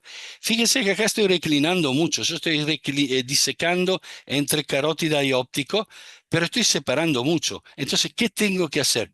Mejorar la visión. No tengo por qué separar 2 centímetros. Hago un cambio, me posiciono, voy más rasante de nuevo en relación a la base del cráneo y vuelvo a hacer lo mismo, pero mi reclinación sobre el frontal disminuye. Acá estamos disecando el óptico, vamos a acelerarlo un poquitito. Perdón que se me pone esto acá. Ahí lo llevo arriba. Ok, perfecto, ahora es más cómodo. Bien, entonces, ahí viene la disección. Fíjense que acá, bien, acá es interesante porque tenemos la vena. Yo libero la parte final del valle, pero tenemos una vena basal que está entrando en la parte del seno esfenoparietal y ahí tengo el aneurisma. Así que hago la disección. Si uno puede mantenerla, esta vena, evidentemente es mejor. Pero yo tengo un aneurisma de bifurcación acá arriba. Entonces no tengo manera de abordarlo si yo no reclino la parte del frontal. Entonces estoy obligado sí o sí a tomar, aprovecho, no corto las últimas bridas aracnoides, la dejo sobre la vena silviana, hago una coagulación y la corto para poder abordarlo. Bien, luego vamos a acelerarlo un poco. Ahí está la disección del comunicante posterior. Siempre primero lo preparamos por lo menos parcialmente, antes de atacarlo totalmente. Después ahí ya estoy, fíjese cómo se ve bien la silviana, estoy yendo a buscar la bifurcación. Acá está la silviana, acá viene la carótida, allá va la cerebral anterior y acá tengo el aneurisma, ¿bien? Ahí lo voy disecando desde la parte posterior. Fíjese, estoy muy pegado sobre el limen de la ínsula. El limen de la ínsula está acá, no ahí, pero estoy muy pegado sobre el borde posterior de la cisterna silviana. Bien, ahí se disecan, después lo acelero, pero es fácil. Ahí está la disección con el clipado del carótido oftálmico. Siempre clipamos cuando hay aneurisma múltiple del más distal a más proximal. Luego vamos al comunicante posterior. Comunicante posterior era un poco ancho, requirió después un par de clips, pero ahí va el clipado. Yo utilizo muchas veces, como está la clinoide, creo que Pablo hace lo mismo, un 747 es un clip curvo. En lugar de ponerlo que enganche la carótida en la dirección, lo pongo rasante, deslizándolo. No siempre, pero cuando se puede, es un tipo de clip que me gusta para comunicante posterior. Me permite también ver muy bien acá si están las coroides y las comunicantes posteriores, que tengo que disecar previamente. Y después viene el último que es el de la bifurcación. Ok, pero vamos para adelante y vamos a ver algo de valle silviano. Acá está el clipado. Este es otro paciente, es un paciente con un aneurisma de tope de basilar, con una estrechez en P1 importante, una base ancha. Generalmente circulación posterior en mi hospital siempre va por endovascular, no siempre. Alguna vez el endovascular me dice, Mateo, no me gusta, prefiero que vos lo operes, entonces vamos a quirófano y tenemos que operarlo.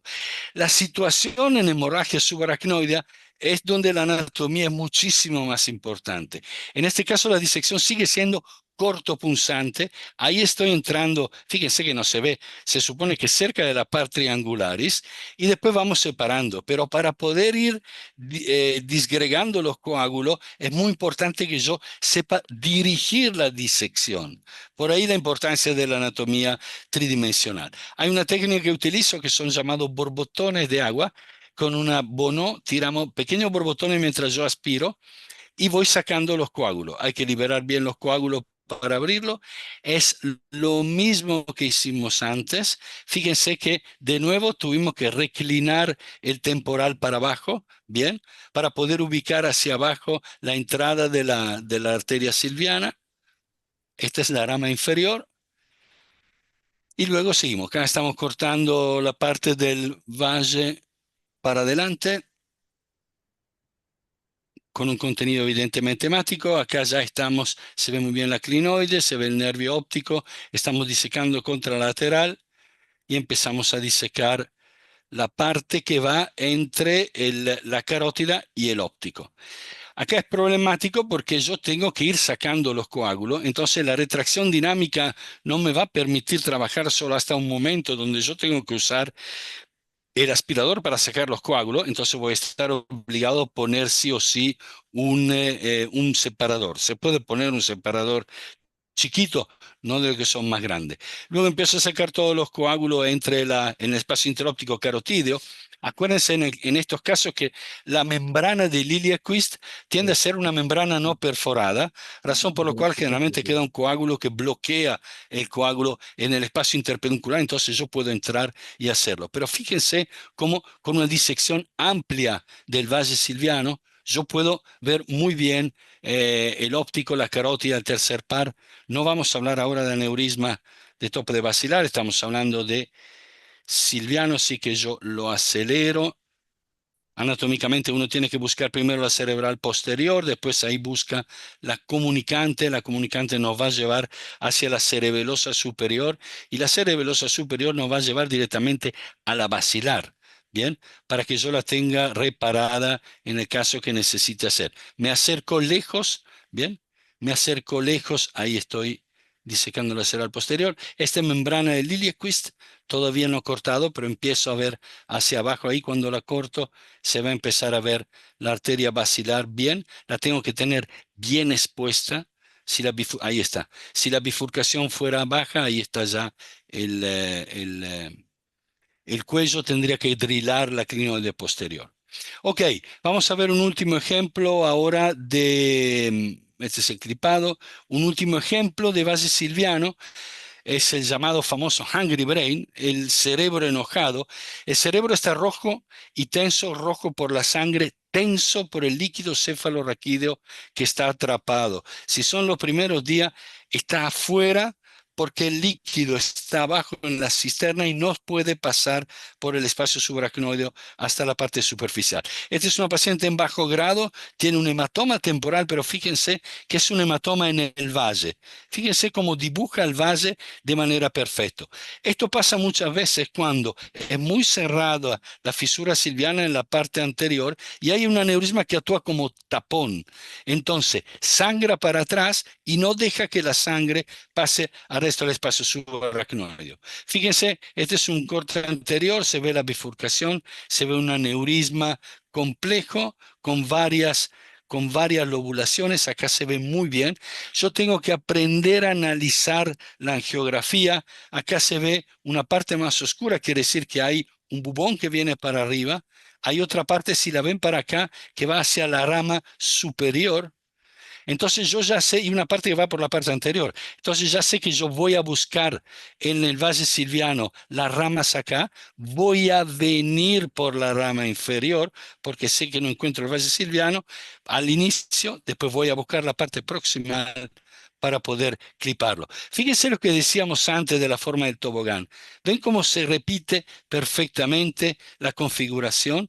Yo tengo que entrar, ir para abajo e ir para adelante. Es esa forma tobogán así que tengo que tener bien en mente, porque en estos casos, cuando no hay circulación de líquido, se tiende que agregar, el coágulo se empieza a configurar. Entonces es muy duro.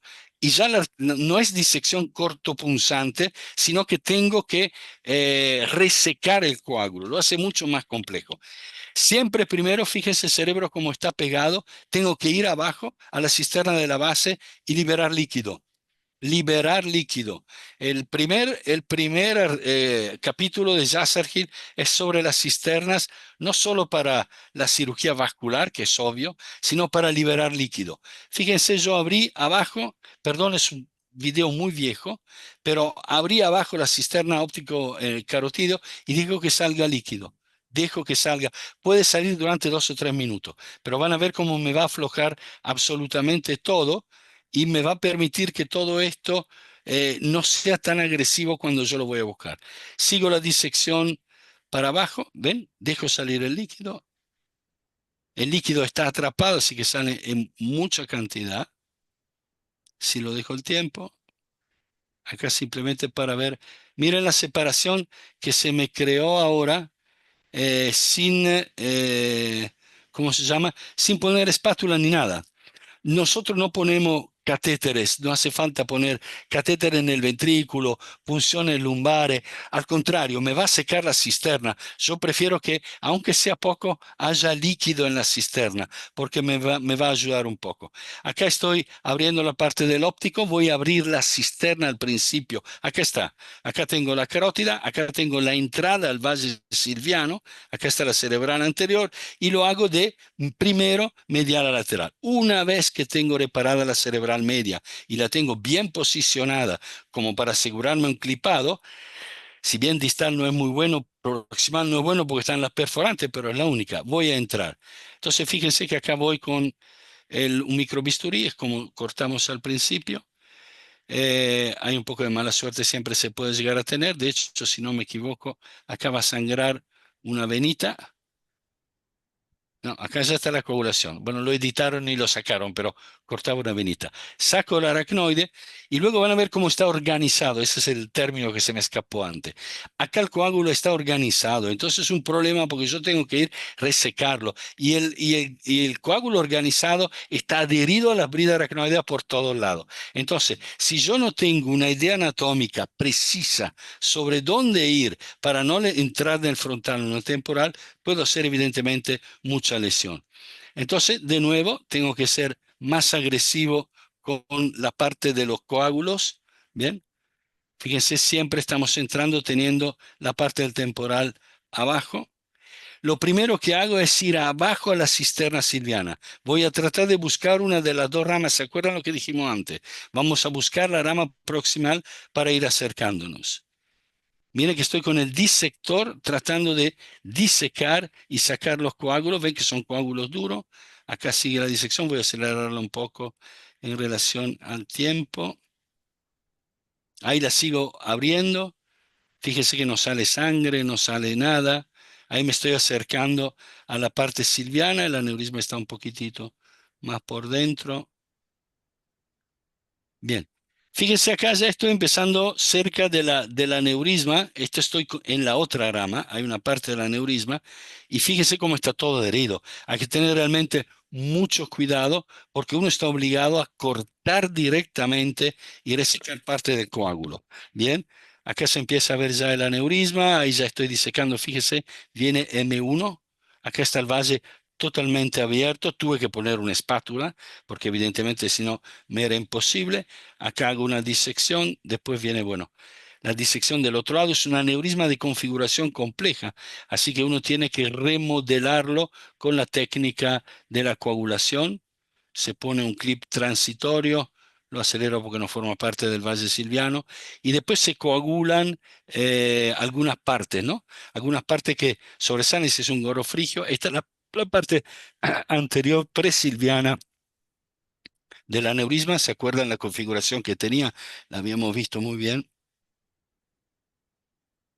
Después con él se pone un clip transitorio y con el bipolar lo que hacemos es reconfigurar el aneurisma para que se pueda clipar bien.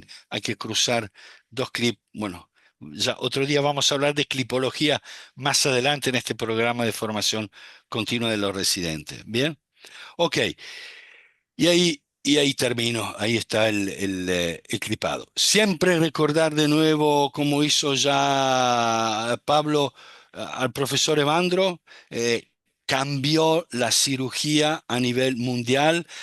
Yasser Gil mostró cómo la técnica microquirúrgica podía cambiar la táctica quirúrgica.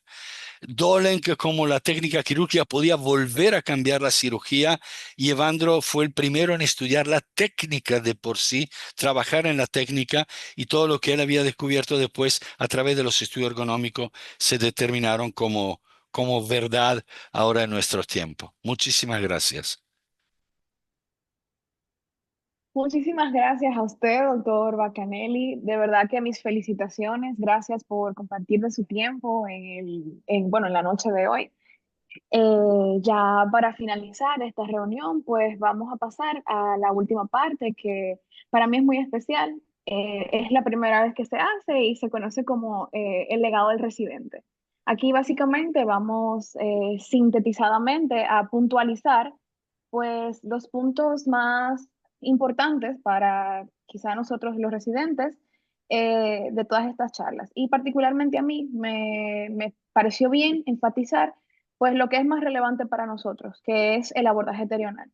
Puntos claves en cuanto a la posición, recordar que el paciente siempre se coloca en posición de cúbito supino con la cabeza elevada por encima del nivel del corazón y pues se ha descrito una serie de 3, 4, 5 pasos, depende del autor, para la posición correcta de la cabeza, donde se incluye una discreta tracción de la misma, elevación, deflexión o extensión, rotación y torsión, con la finalidad de que el malar pues sea el punto más alto de la cabeza. Y tomar también en cuenta que para la fijación de la cabeza, pues normalmente utilizamos un cabezal de 3 pines, donde el pin ipsilateral pues se coloca justo en la base de la mastoides y se recomienda que los pines contralaterales pues se coloquen por encima de lo que conocemos como la línea temporal superior con la finalidad de no dañar el músculo. En cuanto a la incisión, recordar previo a una tricotomía, la cual muchos recomiendan que sea en un pues, radio alrededor de la incisión de lo mínimo 2 centímetros, tomando como referencia en algunos casos la línea media para un abordaje clásico, el trago 1 centímetro por delante de él para preservar pues las estructuras vasculares y pues claro el zigoma. Siempre tratando de realizar la incisión pues por detrás de la línea de implantación del pelo por temas cosméticos y realizando cortes pequeños para lograr así pues buena hemostasia.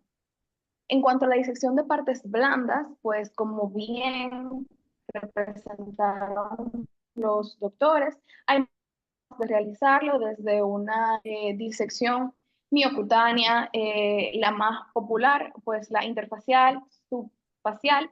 No voy a detenerme mucho en esto, sí me gustaría resaltar lo que yo considero importante en cuanto a lo que es la desinserción de la parte muscular, en vista de que uno de las consecuencias postoperatorias pues más desagradables quizá para el mismo paciente es la atrofia del músculo, por lo cual es importante tener mucho cuidado a la hora de desinfectarlo. Tomar en cuenta pues que para su inicio tomamos como referencia la línea temporal superior, nos vamos hacia la sutura frontozigomática y a partir de ella realizamos un corte del hueso dejando siempre pues una banda muscular para la posterior extensión muscular y continuamos este corte hasta la parte más posterior del colgante. Luego bajamos hacia la parte más inferior, aproximadamente 12 centímetros por debajo de la sutura escamosa y pues replegamos el músculo hacia lo que es el arco del zigoma. Tomar en cuenta que ya está bastante establecido el lugar correcto, seguro de colocar los anzuelos para evitar lesiones vasculares. Se demostró que haciendo esto aproximadamente a 14 centímetros milímetros posterior a la sutura frontocigomática como anclaje anterior y aproximadamente 30 milímetros hacia anterior con respecto al conducto auditivo externo, pues podemos evitar lesiones vasculares. Y haciendo esto, pues isquemia posterior del músculo y quizás atrofia del mismo. En cuanto a la craniotomía, como muy bien expresaron, normalmente se realizan 3 agujeros. El primero en el keyhole, el segundo en la unión de la sutura coronal con su intersección en la línea temporal superior y el tercero pues en la escama del temporal, tomando en cuenta que debemos lograr una exposición más del frontal que del temporal. Aproximadamente 2/3, incluyendo lo que son los lóbulos los giros frontal medio e inferior y el giro temporal superior. En cuanto a la apertura dural, pues esto es muy dependiente de cada cirujano. Lo que sí se recomienda en todo caso es que al realizar el repliegue de la dura madre, pues evitemos que la misma forme algún tipo de pliegue que nos impida la correcta visualización del campo microquirúrgico. Y algunos sugieren que abrirlo en forma de C con base hacia el esfenoide, pues es buena idea. Y otros sostienen que pues aperturarla en 2 solapas, una hacia frontal, otra hacia temporal, pues significa mejor visualización. Lo único de abrirlo en 2 es que ya para el cierre pues es un poquito más tedioso. Hasta aquí las puntualizaciones. Este es mi hospital, estos son mis compañeros de residencia, estamos aquí en la República Dominicana a la orden para lo que sea. Y finalizar pues externando la invitación al Congreso, el número 22 que se va a realizar ahora en el fin de semana siguiente, del 29 al 31, un encuentro latinoamericano de residentes que lleva como título pues innovación en el manejo de los meningiomas. Muchísimas gracias a todos por estar. Vamos a dar apertura a la sesión de preguntas. Muy bien, doctora Mercado, muchas gracias. Yo creo que después de esa brillante participación del Doctor, doctor, no le escucho, no le escuchamos. ¿ahí me escuchan? ¿Ahí escuchan? Sí, Ah, Sí, correcto. sí. Bueno, pues te agradecía por en los 5 minutos del legado al residente. Yo creo que es un gran reto después de los grandes representativos a nivel latinoamericano, como es el doctor Natal, el doctor Rubino y obviamente el presidente del capítulo, el doctor Bacanelli.